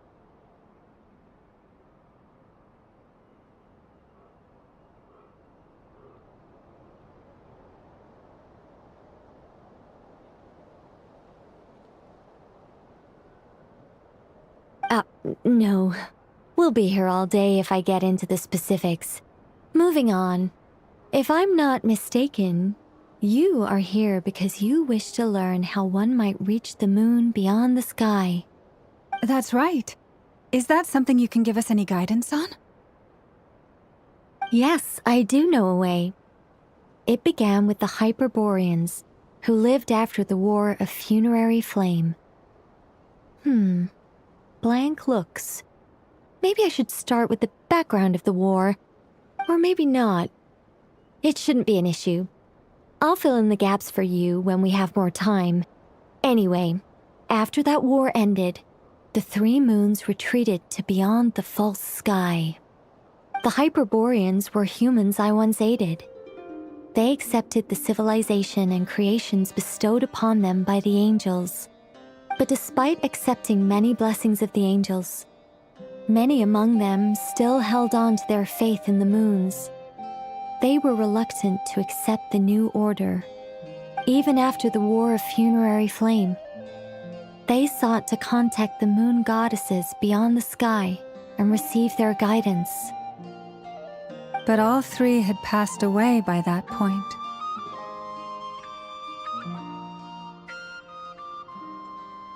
This mage has a unique method of communicating. Is she talking about the moons? Yes, but they did not know. And so, still they prayed for the moon goddess's mercy. After building titanic structures that consumed vast amounts of Kuvaki, at last they glimpsed the moons and heard their voices. But of course, they were gravely disappointed. For it was then that they realized the three moon goddesses were dead. Oh, that's such a sad story. It is. Humanity was in a very sorry state at that time. The angels who had once aided them were gone, and the War of Funerary Flames had left them homeless and destitute. Just a second, I gotta ask. How relevant is all this history to the task at hand? Well, I mean, it's... Okay, it seems we've drifted into irrelevant narrative waters. It's been a while since I've had the chance to speak inside someone's head. As soon as I got started, I lost control and the words just flowed out like a waterfall. What I'm trying to say is... Right, yes, that's it. The relevant part is the ritual created by the Hyperboreans. The fact that they bypassed the false sky and saw the true moons implies that they successfully built a connection between Teyvat and the outside world.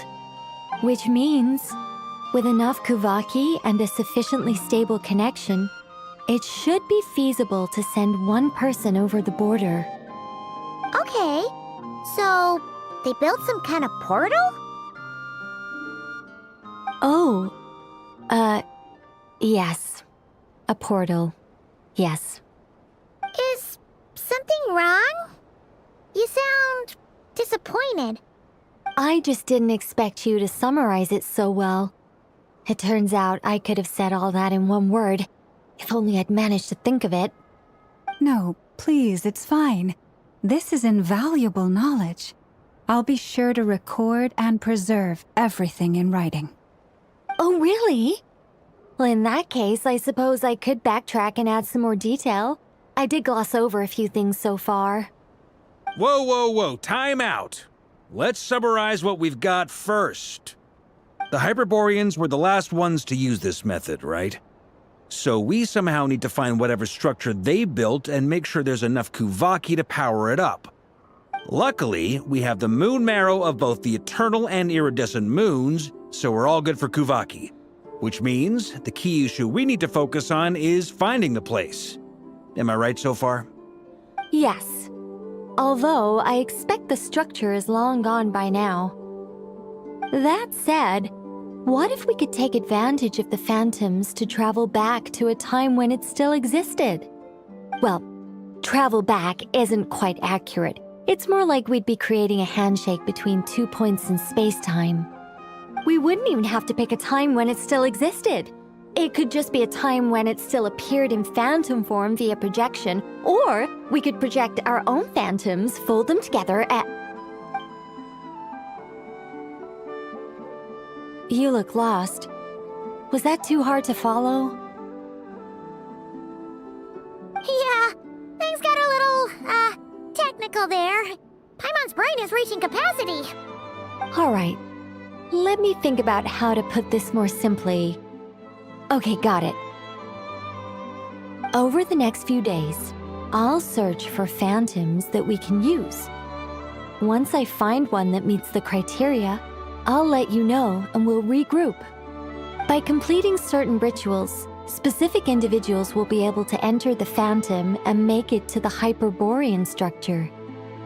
If everything checks out and it looks feasible, we'll just need to wait for Moon Prayer Night, and we can send the Moon Goddess back home. I'm really skimping on the detail here. Is this making any sense at all? I think so. For now, we'll just wait to hear from you. Yes. Basically, yes. Great. Counting on you. In the meantime, we'll focus on finding the Moon Goddess's name. My name? Are they looking for a way to stop me from disappearing? Excuse me, Miss... Go on, Miss Nicole. This conversation was a little all over the place. I didn't catch your name. I am Lauma, of the Frost Moon Scions. Ah, I did wonder. I noticed that you listened very intently when I spoke about Hyperborea and the moon's history. If you'd be interested, I'd love to visit you this evening and go through it again in greater detail. Also, if you were serious about making a record, it would be too risky to simply write down the raw details as is. I would suggest some tweaks. Maybe rewrite the stories as fairy tales or fables, perhaps even prayers. Anyway, we can cross that bridge when we come to it. So, see you later then? Oh, and no need to prepare anything. Just a cup of tea will do. See ya! She seems friendly. It's just... It's so nice to find someone who's actually willing to listen. I've been dying for a chance to finally go through all this systematically from start to finish. Any longer and I'd probably start forgetting it. Now Paimon gets why Alice told us to mind our heads. Ha ha ha ha, what did I tell you? A lot of quirky people in Alice's orbit. Now then, the next order of business is, where do we start looking for the Moon Goddess's name? Maybe the rest of what Nicole has to say might give us some clues. Once I've heard her out, I'll summarize the salient points and share them with you all. I'm also inclined to review our other documents. Yes, our faith was first established by our Hyperborean ancestors, but many of the more factually accurate records are from after Kuthar's birth.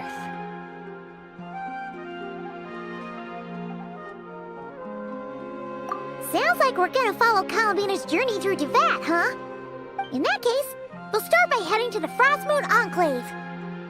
Sounds like a plan. Take this with you.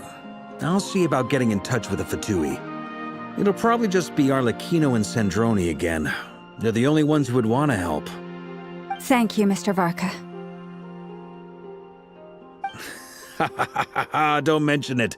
Honestly, I'm more comfortable dealing with the Fatui than prying into the details of a young lady's childhood. Catch you later. I should follow them, just in case there's some way that I can help.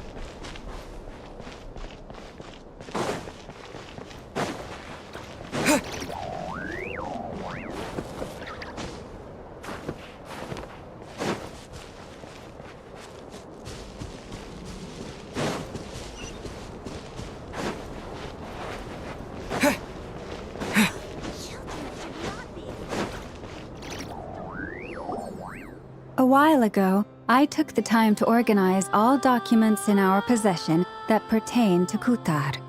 What you see here is the material I consider reliable. You're saying there's unreliable material too? Yes. Most of the information we have was transmitted through an oral tradition. Inevitably, some of her stories were mythologized and deified over the years through countless retellings. That's why I organized them into reliable and unreliable. There's no sense seeking answers in history unless we can ensure the veracity of the historical record. Makes sense. All right, let's take a look through.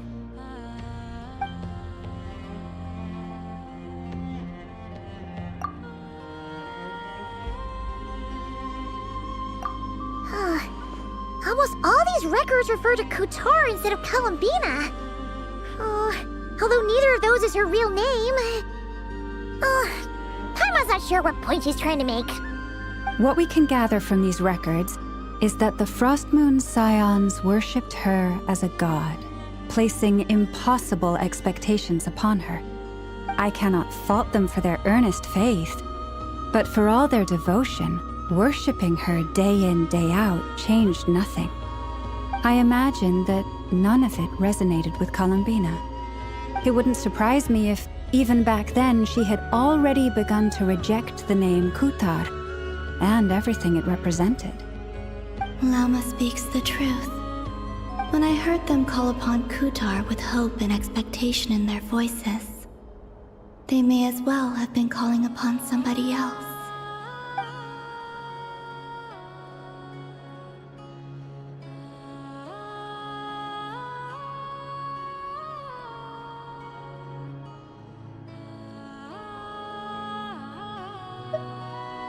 Well, that's a bit complicated. I looked at the level of detail, perceived authenticity, prose style, and how realistic their portrayal of Kutar seemed to be. Amongst the Frostmoon Scions of today, only I know of her existence, and I alone have spoken to her face to face. As such, I know that there are certain things she simply would never do. That being said, I have sensed some changes in her lately. Changes? Me? Seems like this is getting us nowhere. For what it's worth, why don't we check the unreliable sources too? Sure. Give me a moment.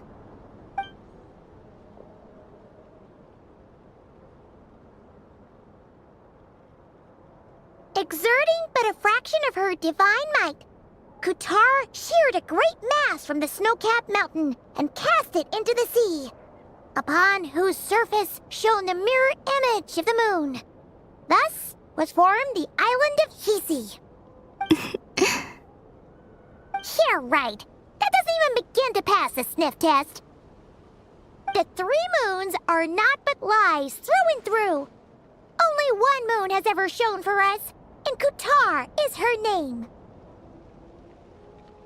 The vast majority of ancient texts are filled with fanciful tales like these. I trust you understand my criteria a little better now. Kutar did not speak, merely gazing into the distance in silence. And where her gaze landed, this was her prophecy. Clearly, whoever wrote this text never even met Kutar. Otherwise, they'd know that her eyes are always closed. What about you, Traveler? What are you reading?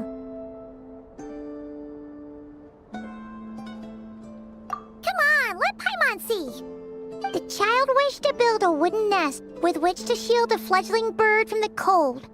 But being so young and lacking in strength, the child could not snap the branches from the trees. Kutar was passing by. Upon seeing the child, she summoned forth the Kuhenki, who built a beautiful nest for the child. I remember that. Not knowing the meaning of Kutar's divine intervention, the child dared not to respond, and thus ran home to call their parents. But Kutar was gone. The moon chanter declared the event a miracle and took the nest as a relic, placing it on high for all to see. the child was named as one favored by the goddess and was greatly respected amongst the people. Yet, no further miracles were bestowed, and this matter was forgotten in but a few years. Huh. Any thoughts after reading that? Yeah.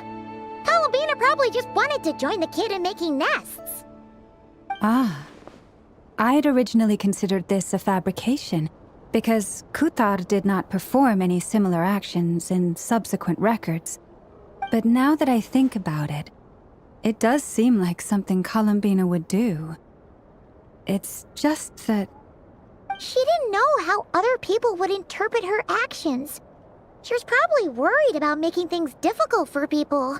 And so, she gradually stopped joining in. Yes. Oh, that's so sad.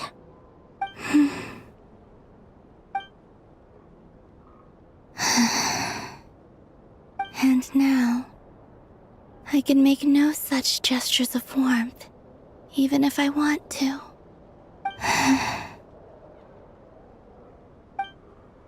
Still no name.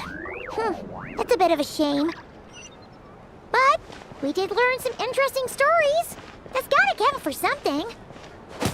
Barca said he was gonna set up a meeting with Arlecchino and Sandrone, right? Let's go back to Nasha Town and see how he's doing.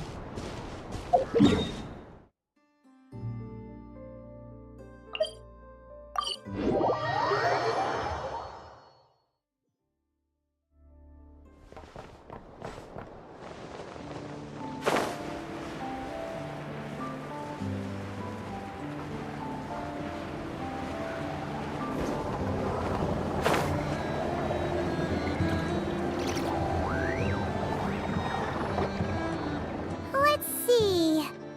There's Varka. Oh, and it's Durin and Albedo too. Yeah, this is pretty much the same place we bumped into each other last time. I convinced them to stick around a little longer. We were all waiting on people, so I figured having a little company would help pass the time. Ah, so you've been waiting for us? Does this mean that you've already arranged things with the Fatui? Sure does. Now you're back, we can go meet up with them together. How'd your investigation at the Frost Moon Enclave go? Well, we didn't find out Columbina's true name. But apart from that, it went pretty well.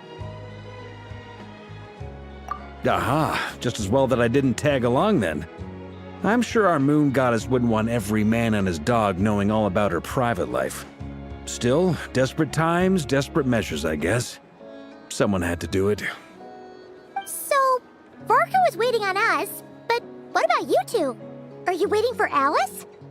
Oh, no. We already met with her. We discussed that experiment I mentioned to you last time. Oh, and she also handed me this communication device.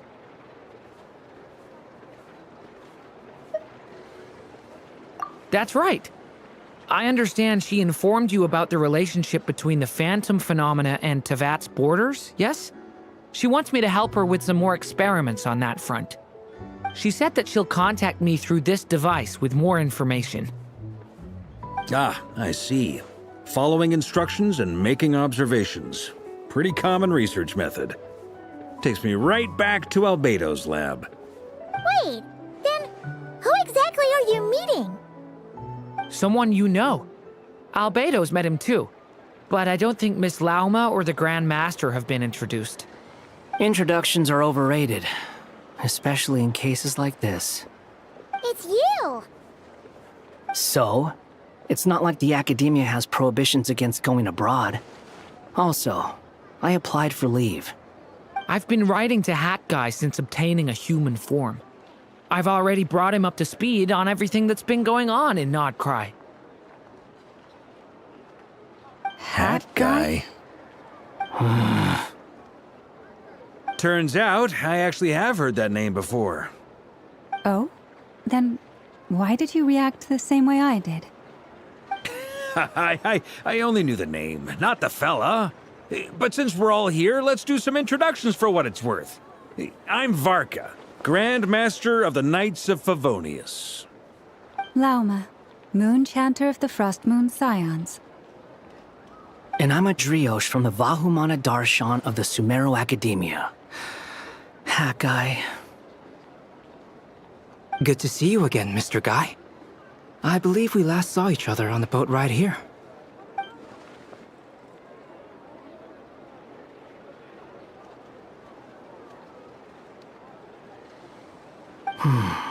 Mind you, the only reason I came here is because there's someone I want to look into. Who's that? The Doctor, also known as Dottore, second of the Fatui Harbingers.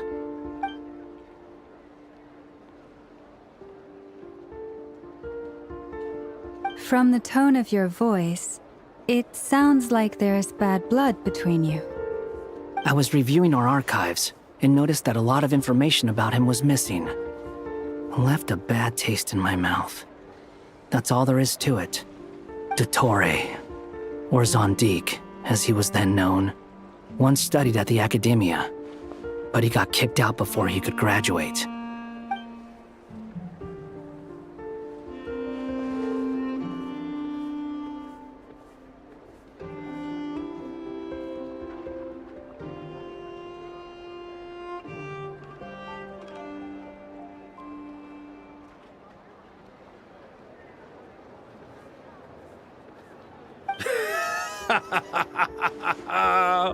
So the Harbinger's #2 man is a college dropout?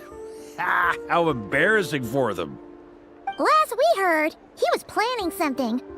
We actually heard that a few times before, even coming to Krai, but we haven't seen a trace of him since we got here. He only appears when something interests him. For all we know, he might have left already. But the fact he did something here at all is worth noting. It'll fill a couple extra lines in his file. Why does it sound less like a file you're writing and more like a criminal record? Anyway, we were just about to meet 2 of the other Harbingers. Want to come along? You might learn a thing or two about him there. Sure. Even though they're Harbingers, well, they're old acquaintances of ours, so, you know, when you talk to them, try to be... I got it. The Frost Moon Scion's relations with the Fatui remain tense. Forgive me if I do not attend. In that case, we'll continue assisting Miss Alice with her experiments. Good stuff. Everyone's having a fruitful time. All right, we better get going. I'll lead the way.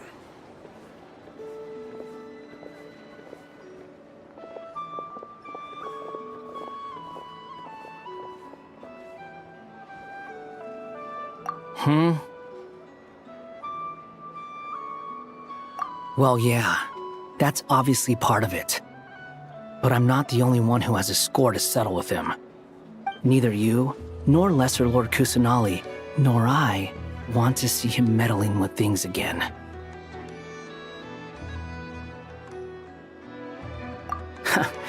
What's the hurry?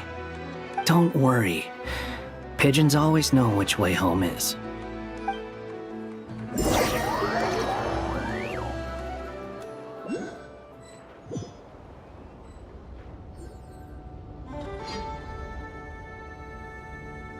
You made it.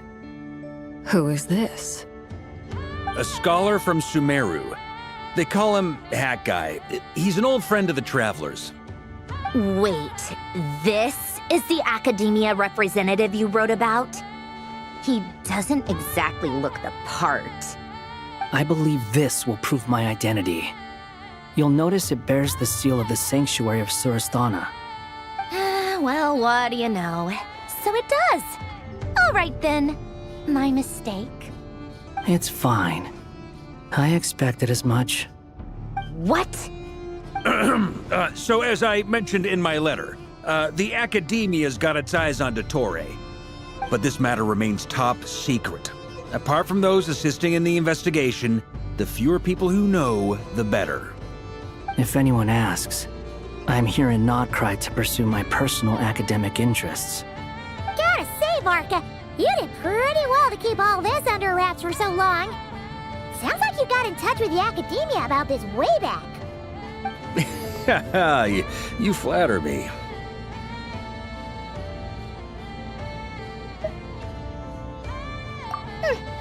Where do I even start? Remember that time we fought Rerir at Star Sand Shoal? He sure let me have it then, didn't he? I'll bet Dottore had that all sketched out, with me as his convenient little pawn. He could not care less about us if he tried, but hey! The feeling's mutual. Does Dottore really strike you as the sort who values his relationships with his colleagues? Fair point. Definitely not. Which is why I always keep my guard up whenever he starts making suspicious moves. To that extent, our motivations align. On top of which, I consider you trustworthy people. Now, back on topic. In the wake of the Reikir of Solnari episode, Sandrone and I grew suspicious about Dottore's complete inaction during the entire affair. So we tried to find out what he'd been up to, but unfortunately to no avail. He never lets anyone in on his plans. The more he cares about something, the more secretive he gets. Indeed. Perhaps he believes that by keeping a low profile, he can avoid trouble. But that trick isn't going to work on his colleagues. Yeah, I mean, he's been researching the ancient moon's remnants. And he's been trying to get his paws on the moon marrows. Only an idiot would believe he doesn't have something more planned. With this in mind, I returned to Snezhnaya and relayed my thoughts to Her Majesty the Tsaritsa, entreating her to have him recalled. That's pretty direct. Did the Tsaritsa agree? Yes. I made it abundantly clear that the Fatui's business in Krai is almost concluded, and we do not need 3 harbingers in this territory. Her Majesty concurred. Accordingly, Dottore has returned at her orders. I imagine he is continuing with experiments, which no one besides he would ever have any interest in. Common sense might mean nothing to him, but he's not stupid. He knows that no good can come from opposing the Tsaritsa. Smarts alone won't get him all the way. He needs the Rooster's resources and Regrator's Mora, both of which the Tsaritsa can strip from him by waggling a finger. But doesn't he have a track record of publicly following orders while going against them in private? He probably has it down to a fine art by now. Wouldn't put it past him. We worked together on a research project once. Only briefly, but it was enough to show me that we're fundamentally different people. He has no interest in doing things methodically, stage by stage. His thoughts jump all over the place, and the moment his curiosity is satisfied, or he gets the results he wants, he disappears. The only similarity we share is that, once we set our minds on doing something, we will see it done, whatever it takes. Well, we definitely saw some of that in your battle with Rerir. You got so competitive. Ugh, do not remind me. Then I believe we all concur. Dottore will not simply give up. Fantastic. Now this is turning into a whole day of unpleasant memories. Ugh. Are you talking about the moon marrow stuff? He also strikes me as the kind of person to disregard experimental regulations, ruin all the equipment, and go way over budget. Then leave the first person he can find to deal with the fallout. Exactly. This one time, he was running some high-temperature experiment and the substance exploded. But does he care? No. He orders his subordinates to open the device so he can observe the results, which causes the gas inside to leak out. That gas was poisonous! If I hadn't been there, who knows how many people might have died. And after all that, he left, while I was still cleaning up after his mess. What a waste of time, he said. Waste of time? The nerve! He wasted my time! You've been bottling that up for a while, huh? Hat guy, I must say, You seem awfully familiar with internal Fatui affairs, especially when it comes to Dottore. Thank you, Lady Harbingers, for providing such valuable information. I have no other questions for now, so I'll be on my way. Wait, what? You're just gonna leave? You're welcome to join if you want. Ugh. Just when Paimon thought he'd finally mellowed out. He makes quite the impression. I'll say. I've met tons of headstrong people, but not many of them would join me in bad-mouthing Dottore. Anyway, back to the main agenda. Barca, you said that Columbina has gone missing? Or rather, disappeared. Yeah. We're working on building a connection between her and this world. The simplest method is to find out her real name. I've actually asked her that question before, but she said she didn't know. Considering our relationship, I doubt she was lying to me. As far as I recall, she was never dispatched by Her Majesty to claim a gnosis or anything like that. The Tsaritsa's plans had long contained a place specifically for her. I always thought that was weird. What could she do that the rest of us couldn't? Knowing what we do now, it's probably something related to Kavaki, right? More than likely. When she first arrived, Columbina would often go to Her Majesty and ask when she could start the task assigned to her. But Her Majesty always gave the same reply. The time has not yet come. So she spent her days in Snezhnaya doing basically nothing. The Tsaritsa has summoned a beautiful blind maiden to be a harbinger, giving her the third seat by virtue only of her enchanting voice. It was a dumb and stupid rumor, but the reality of the situation made it hard to refute. And what happened after that? I imagine she stopped caring.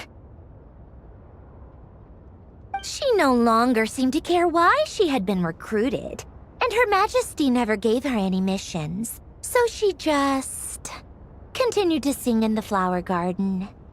For my part, I was busy. So busy, in fact, that watching someone be that idol had me fuming. But still, I got the sense that she had long been used to a life of other people claiming she was needed when she wasn't. I just felt that having a place to stay would cost me something eventually. And so I waited quietly for the day that I would have to pay the price. And on the other end of that spectrum, you had me. Someone once told me that I had the lousiest work and the toughest luck. That's a good way of putting it. I forget who said it, but those words have always stuck with me.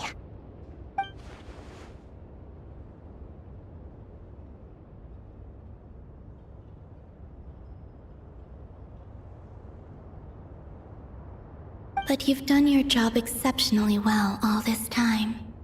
Because at heart, you are a conscientious person. What is it? Something come to mind?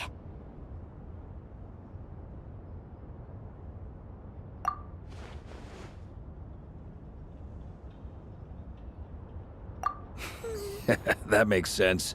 Nothing screams you are needed like your name shouted from across the town. Well, good luck with it. But if you ask me, Columbina is still the most shoutable name. I'm just so used to it now, after all the arguments we've had. I can't be bothered trying to remember another name for her. Nor I. Sandrone. Harlequino.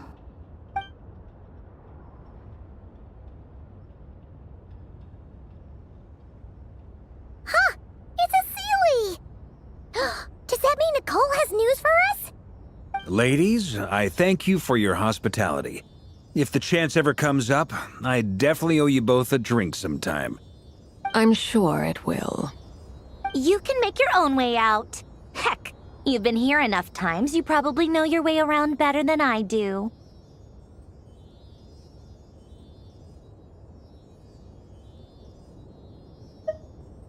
Okay, time to do what adventurers do best. Follow that Sealy!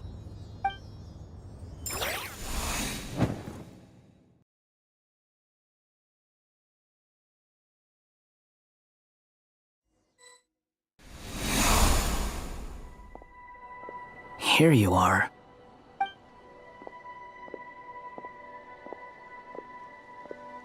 Oh, hat guy. How come you're back so soon? Did things go all right with the Fatui? Fine. Dottore's been summoned home by the Tsaritsa. Couldn't get much more than that. How about you? Any progress with the investigation?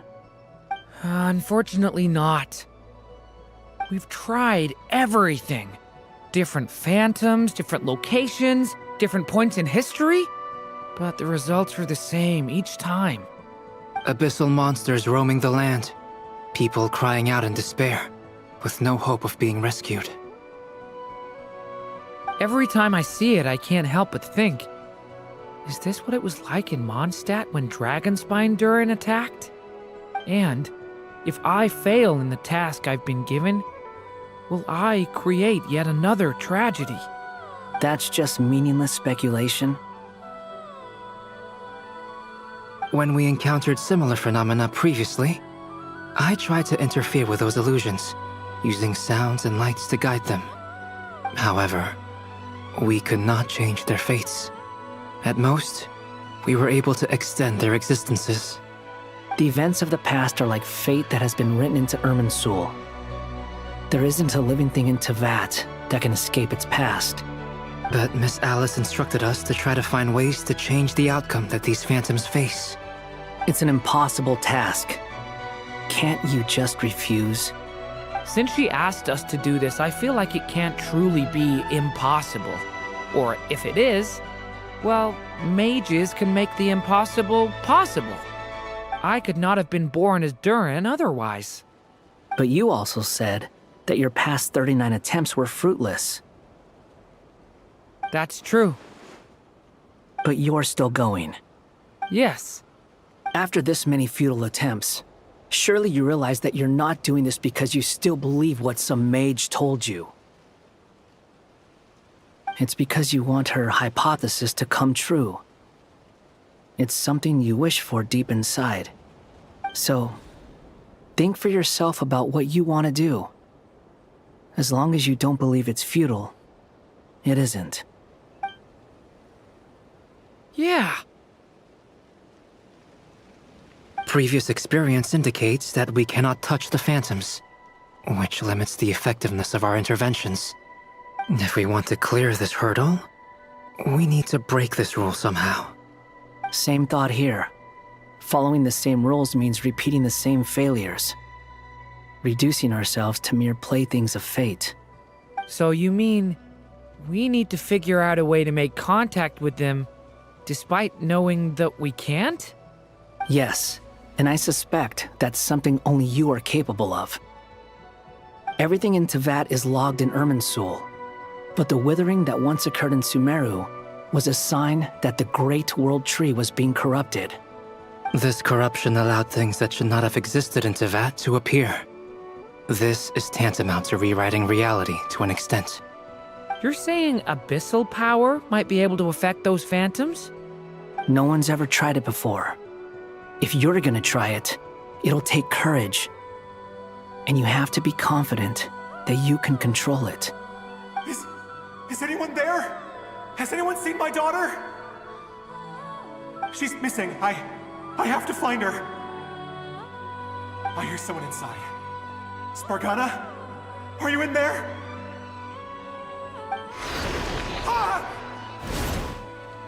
If I can use my abyssal powers to warn him that there is danger here, maybe it'll change his decision. Maybe he'll stay away. Yes. The important thing is not the nature of the power, but rather how you use it. To intimidate and obstruct. Sounds about right for the Abyss. Let me try. I should be able to influence that thing. Have you seen a little girl? What? This isn't the time for that! Just run!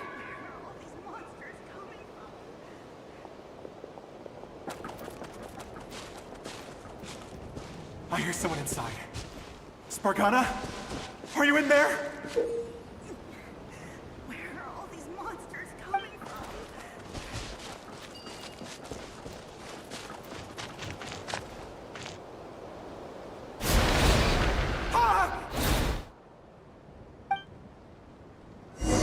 Have you seen a little girl?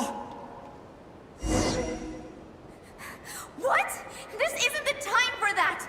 Just run!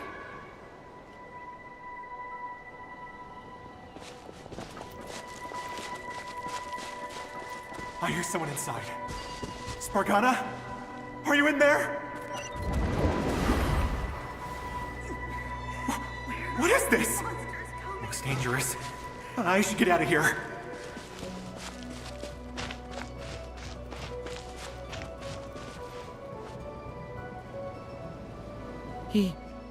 He really left!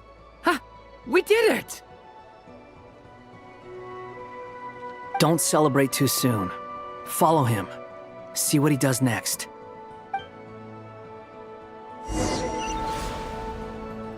Monsters approaching from the front. You need to stop them and create an opportunity for him to hide.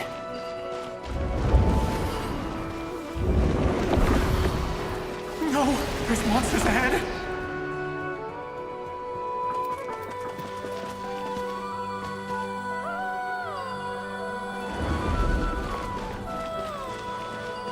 Wait, is that the barrier I saw earlier? Why is it appearing now? It's as if someone's controlling it.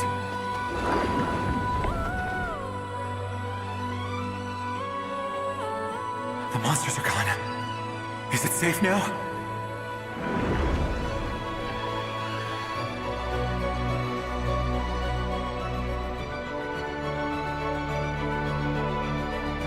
The barrier's gone too. How odd. Anyway, I guess I'll keep going. Quickly, let's keep up.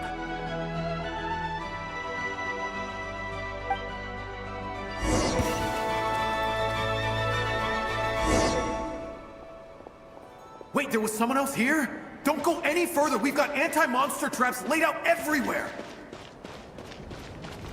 But my daughter must just be up ahead. I have to go. This way's blocked.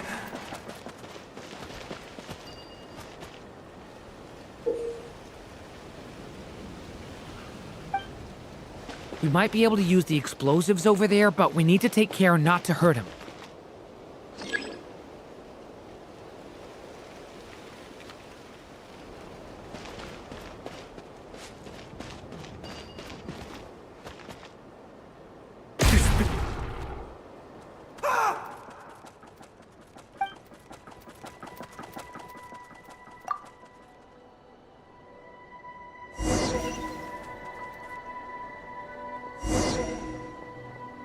Wait, there was someone else here? Don't go any further. We've got anti-monster traps laid out everywhere. But my daughter must just be up ahead. I have to go. This way's blocked.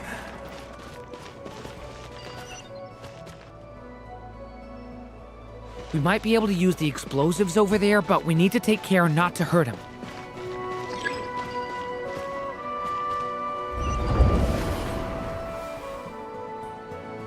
I'll use the barrier to keep him at a safe distance. This barrier seems to be helping me somehow. Hey, wake up! Oh, no good. Gotta keep moving ahead.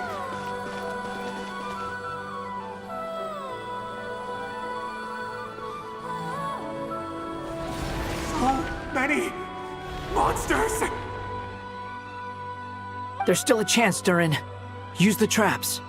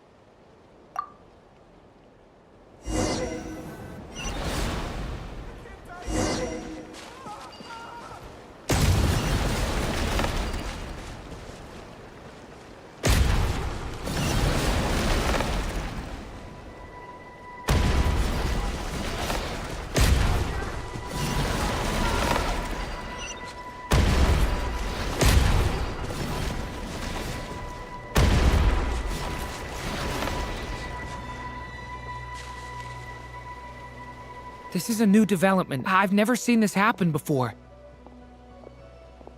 We might just be able to save this person.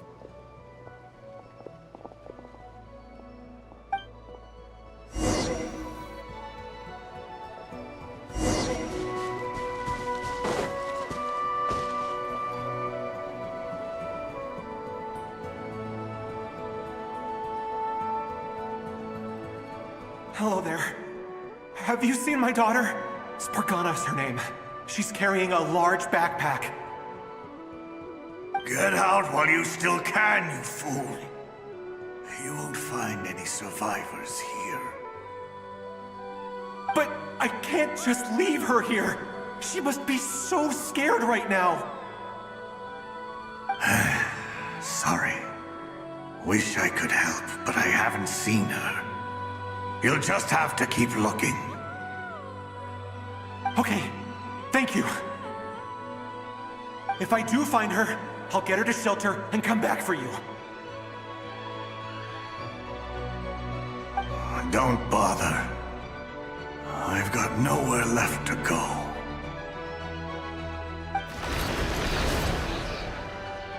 What's that noise?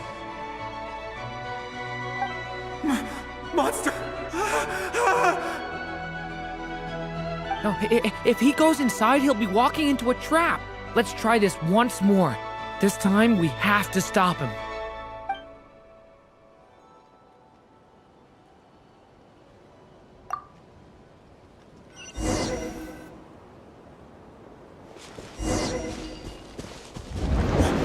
Why? How will I know where Spargana's gone like this? You know what? I'll trust this strange barrier. It's gotten me this far after all.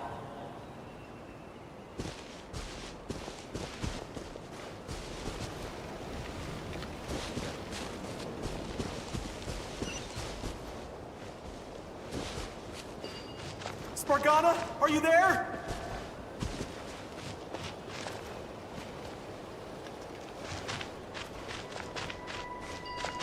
What? What's this? Hey! Let us out!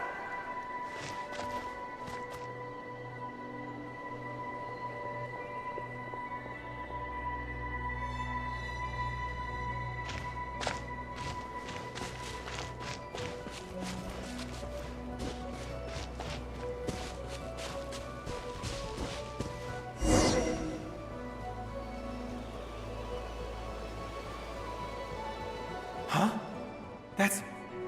That looks like one of my daughter's books! Thank you. Thank you! Yes, it's one of hers for sure. That's her name on it right there.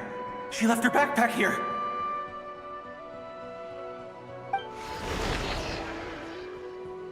Durin, just like last time. Use the explosives.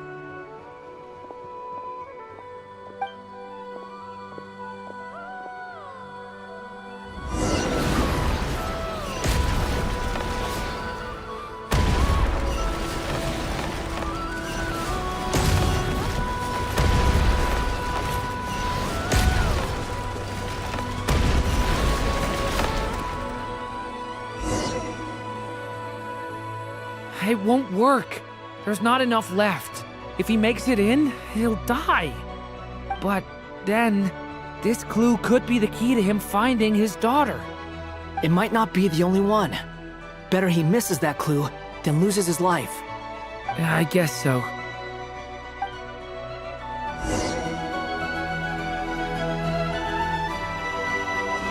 Stop him, Durin. We can't let him get any further in. That's my daughter's book! She's passed this way! Why? Why won't you let me go in? I've searched and searched and searched just for this! But how will I find her without any clues?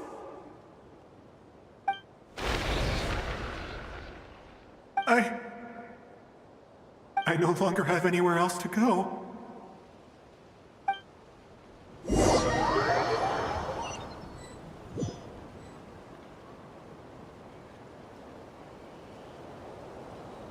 I'm sorry. I'm so sorry. He refuses to go anywhere else. Whether he opens this door or not, all that awaits him now is death. We couldn't change his fate. Albedo? Hat guy? Let's try one more time. I don't know how we're gonna do this, but I don't want to give up either.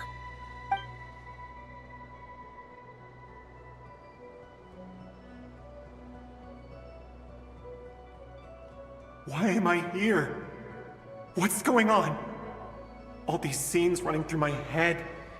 Where are they from? Huh? What's going on?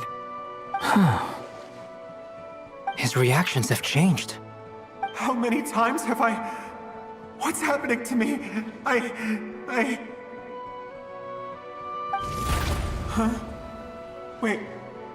Who are you? You can see us now? I feel like I always could, but that I only just realized you were there. I'm sorry, I don't know how to describe what I'm feeling. But you were the ones guiding me using that marked barrier, right? I haven't done anything yet, but those monsters, those deaths, they feel like memories.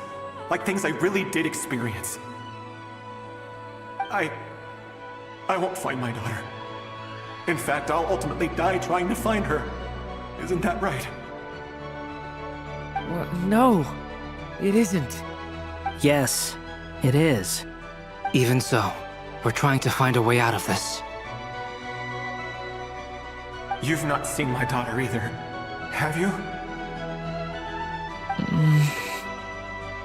It seems she really isn't here.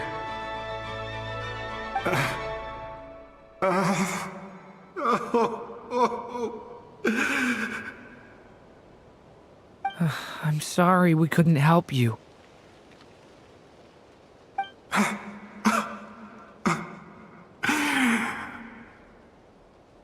I'm just tired. Maybe this is destiny. Maybe it doesn't matter how hard I search.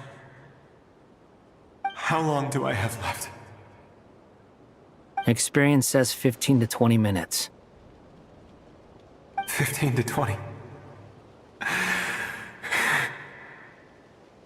Thank you for all your help. Let's rest a while. You look exhausted too. Now's not the time for you to start pitying us. It's not pity. I'm just realizing that I've only got 10 or so minutes left. You know?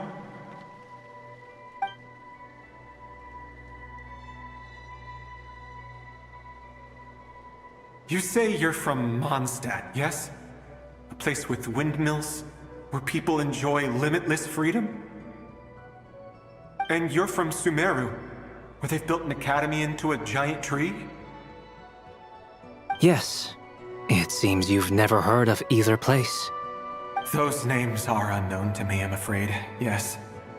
Have you heard of Hyperborea? I have, but I heard that it was destroyed in the distant past. I see. That was where my ancestors once lived. What about Delphi Pytho? Was it later rebuilt? I've never heard that name. Then what about Sal Vindagnir? I have seen that name on stone tablets on Dragonspine.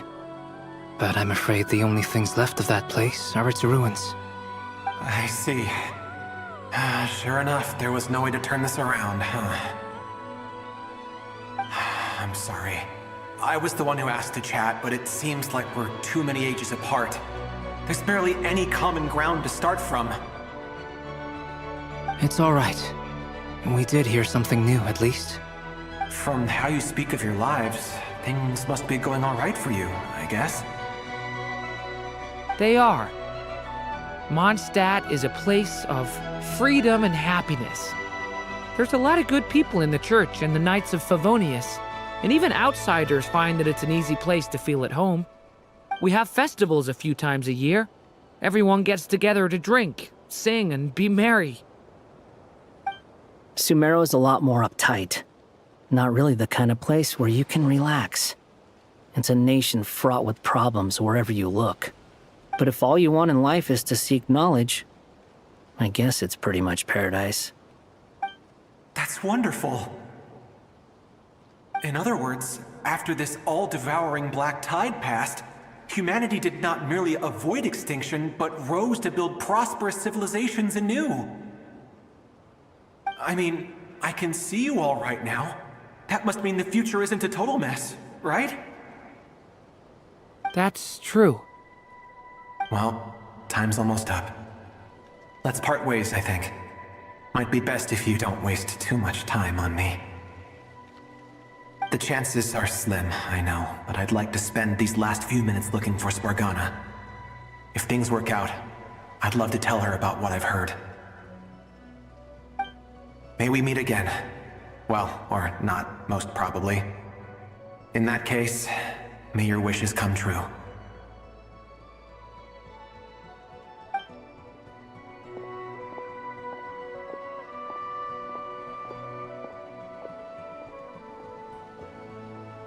He's gone. In a few minutes, he will meet the end that was his to begin with. The ending of this tale did not change, but I believe that we've just made the most progress we have yet. May your wishes come true.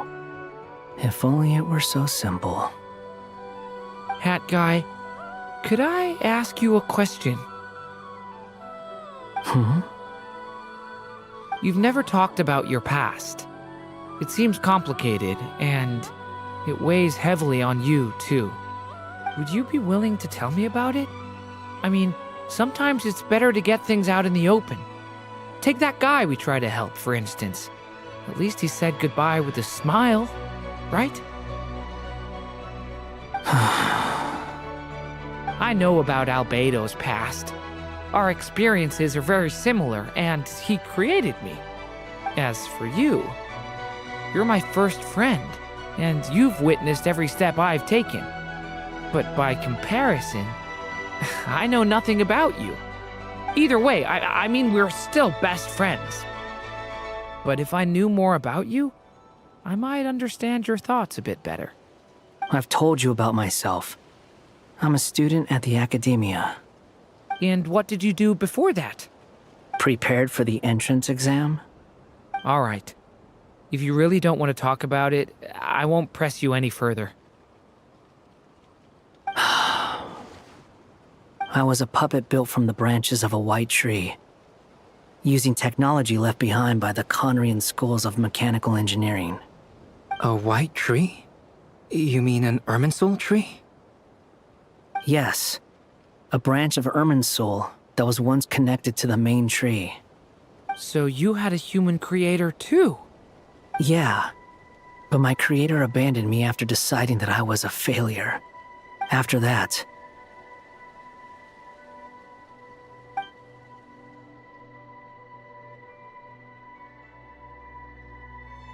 Durin. Resisting the influence of the Abyss, suppressing the urge to destroy, trying to do the right thing. None of these things are easy. But no matter how hard they are, trying to rewrite past wrongs is far harder. You asked me if you would create a new tragedy if you failed. I told you there was no point speculating about that. But the real answer is, yes, you absolutely will. That guy.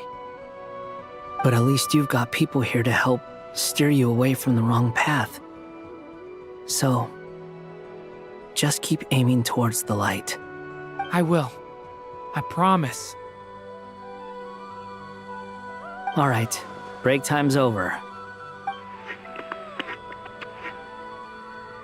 Hello, Durin speaking. Hello, friends, it's me.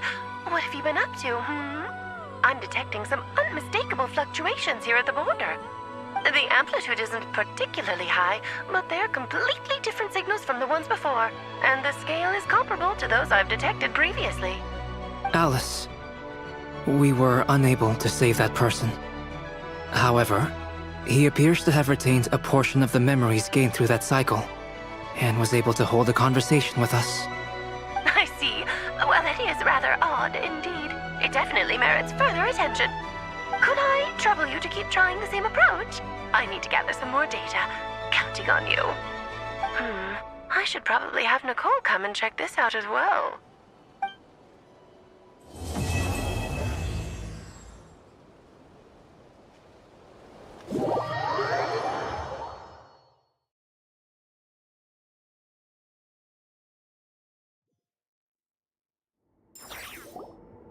There you are.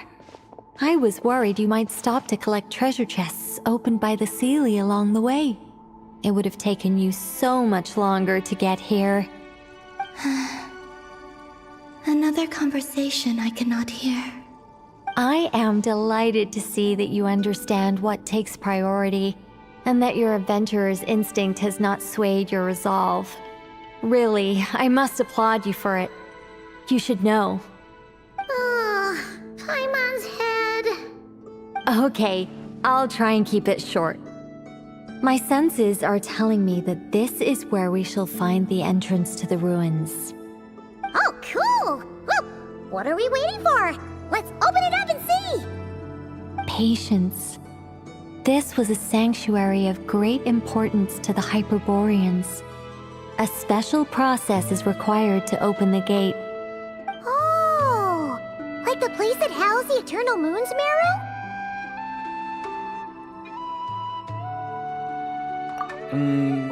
Okay, so what's the plan? Need us to do anything? And just the short version, if you can. All right then. I was planning to start with some background on the invention of these techniques. Are you sure you don't want to hear it? It's quite informative. Remember what you were saying about priorities? Fine. Simply put, we need 3 human representatives to successfully undergo a process of Kuvaki resonance. Think of it as a test from the 3 moon goddesses to see if the entrants are qualified, with the most recognizable qualification being Kuvaki. Pretty sure Lauma would ace that test. Oh, wait. But we need 3 people.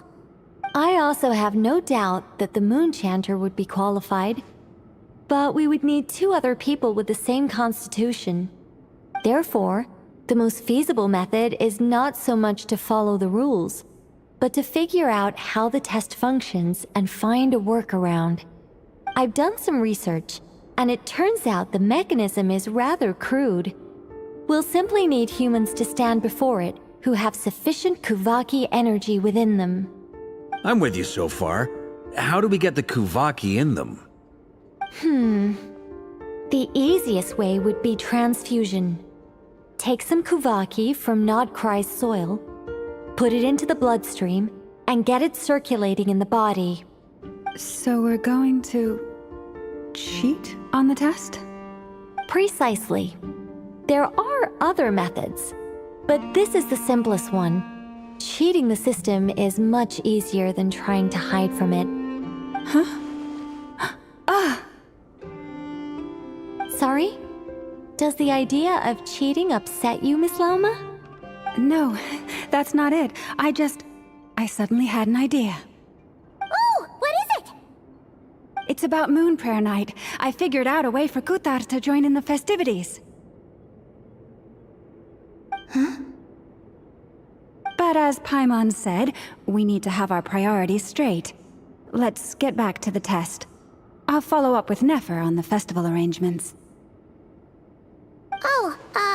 Okay. Anyway, is this really the best method we have? A Kuvaki transfusion sounds dangerous, no matter how you slice it. If you think that's dangerous, wait till you hear the other methods. I'd be more than happy to go through them if you'd like. There are several.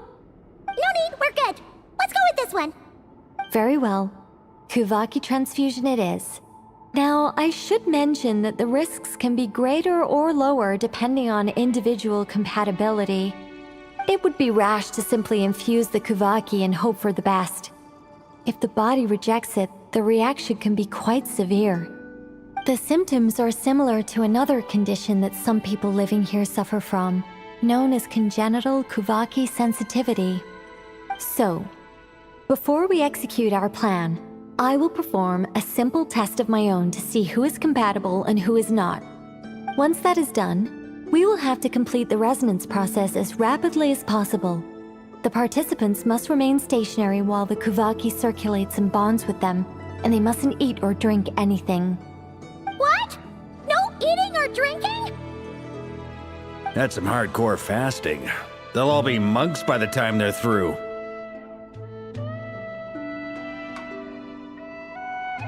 "3 days. Oh, it's so long! And we still need to find 2 more people who are not just compatible, but also willing to volunteer. Fasting? What are they talking about? Really?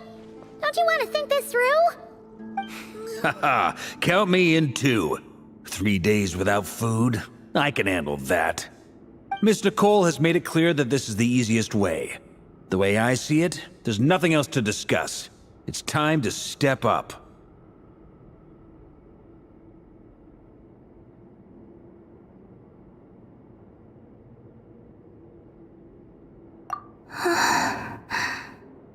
Yeah, you're right.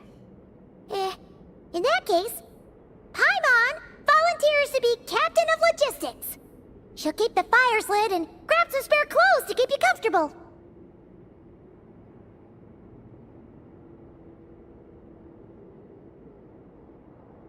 Then we'll start with you first, Traveler.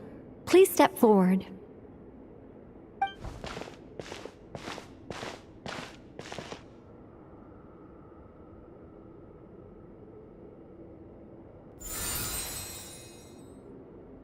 How's it going? Do you feel anything?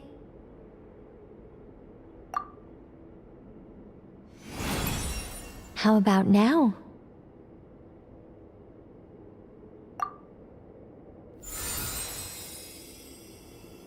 And now?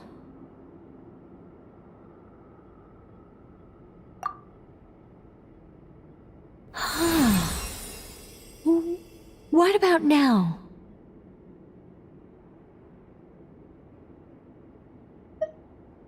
You guys, it's not a competition, you know.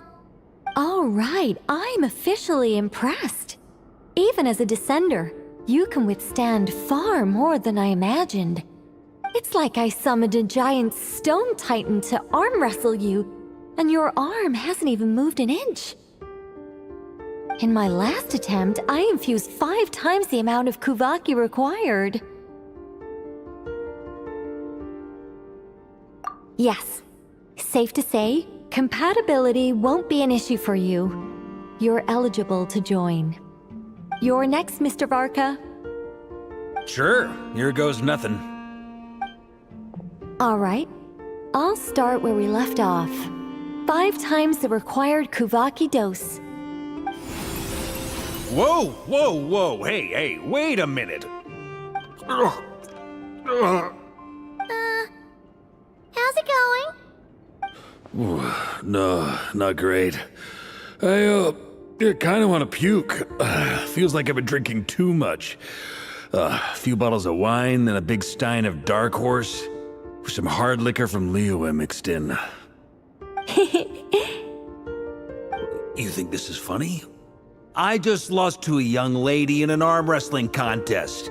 I'm never gonna live that down. My apologies. I'll lower the concentration and try again. Oh. How's it going now? I'm not as dizzy as last time, but I can still feel it pulsing around. In that case, you wouldn't be an ideal choice, Mr. Varka. Let's try someone else. Okay, let's go ask some of our other friends then.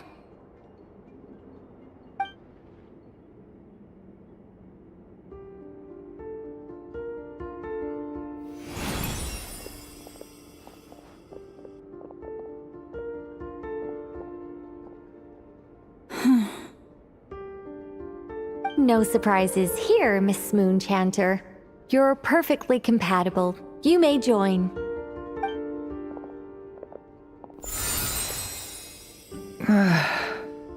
I'm getting a slight headache. Shame. You were so close. Whoa!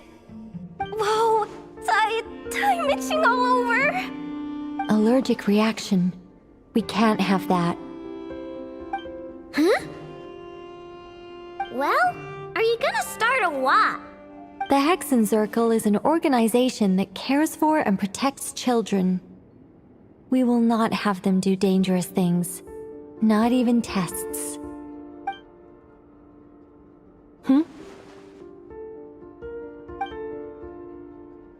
Is something the matter? The candidates have to be human.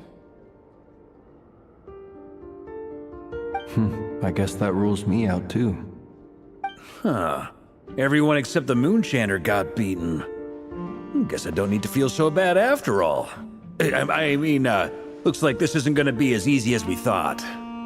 Perhaps I could ask for volunteers among the Frost Moon Scions. I'll see about talking to some trusted Lightkeeper colleagues. Itlua springs to mind. In fact, I think we had some former Frost Moon Scions join our ranks recently. Can you give me the scientific explanation for how the test works? I can probably make some kind of test bot. Then we can just zip through Nasha Town, going up to people and pressing a button to check their status. Wouldn't that be way easier? No. Wow! No elaboration for once. How about I contact the Knights of Favonia's garrison in the Wave Chaser plane? Shame that Lohan's already left. And that guy's even tougher than I am. Strange. The Moon Goddess is clearly revered by many people. So why is she on the brink of disappearing? She mentioned that the world has rejected her from the very beginning. And when we fought the Reikir of Solnari, it seemed like she exhausted her power for our sake. Also, I'm not sure revered is the right word for how people feel about her. Gratitude, certainly. For my part, anyway. It's basic reciprocity. She helped us, so she deserves our help in return. Yeah. Even though she looked like she didn't care, she still saved a ton of people, including me. A review of the relevant data leads me to conclude that Miss Columbina is a good person. Yep, you bet! They really think so? I'm super surprised that Columbina isn't her actual name, though. I think it really suits her. It's light and graceful and... yeah, just a really pretty name. I know, right? Unfortunately, that's not our decision to make. Columbina. That was the code name the Fatui gave me. But it also came up in the song I heard when I was born. But... is that really all there is to it? What do I truly think of my own name? Is there anyone left who will still call me by that name?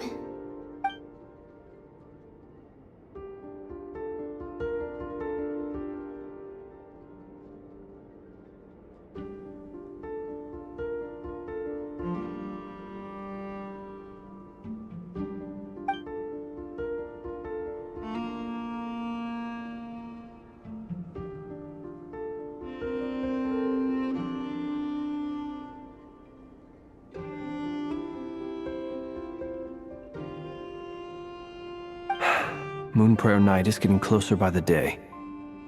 We're running out of time. We need to look for other candidates. Then allow me to try. Huh? What are you doing here? You contacted your friends via the Adventurers Guild. Sandrone has been keeping an eye out for something like that, so she informed me. Since I have the ability to accommodate a moon marrow, I should prove to be a suitable candidate. Arlecchino. When can we begin? I see. We can begin right away.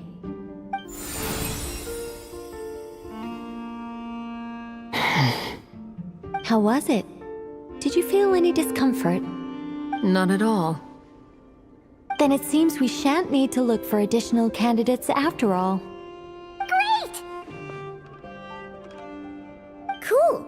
Alright, like Paimon said, the rest of us can take turns making sure the three of them stay warm and comfy. Then, my job is to take care of the caretakers. I will ensure everyone receives food and accommodation.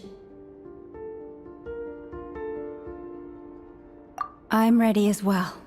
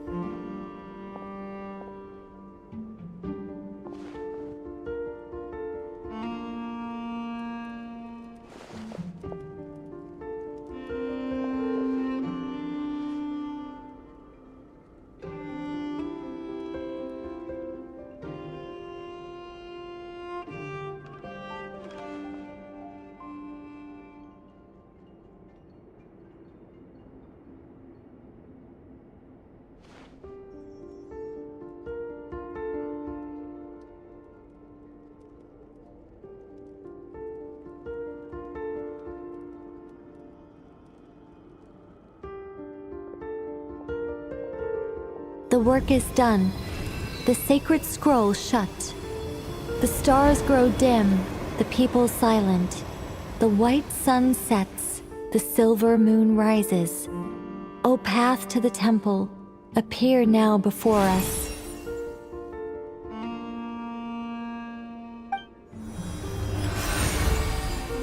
Wow! It really opened! So that's what all this is about. They've been trying to open this gate. Come, let us enter. It might be best to eat something first. Take care to chew properly and swallow slowly. It will give your body time to readjust to the digestion process. They will head in soon. They will need to enter this gate.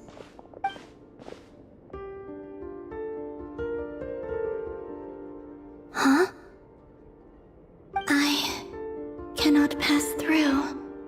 Is it because I have no physical body? It has been 3 days. My strength has all but completely faded. Can I really hold on until Moon Prayer Night?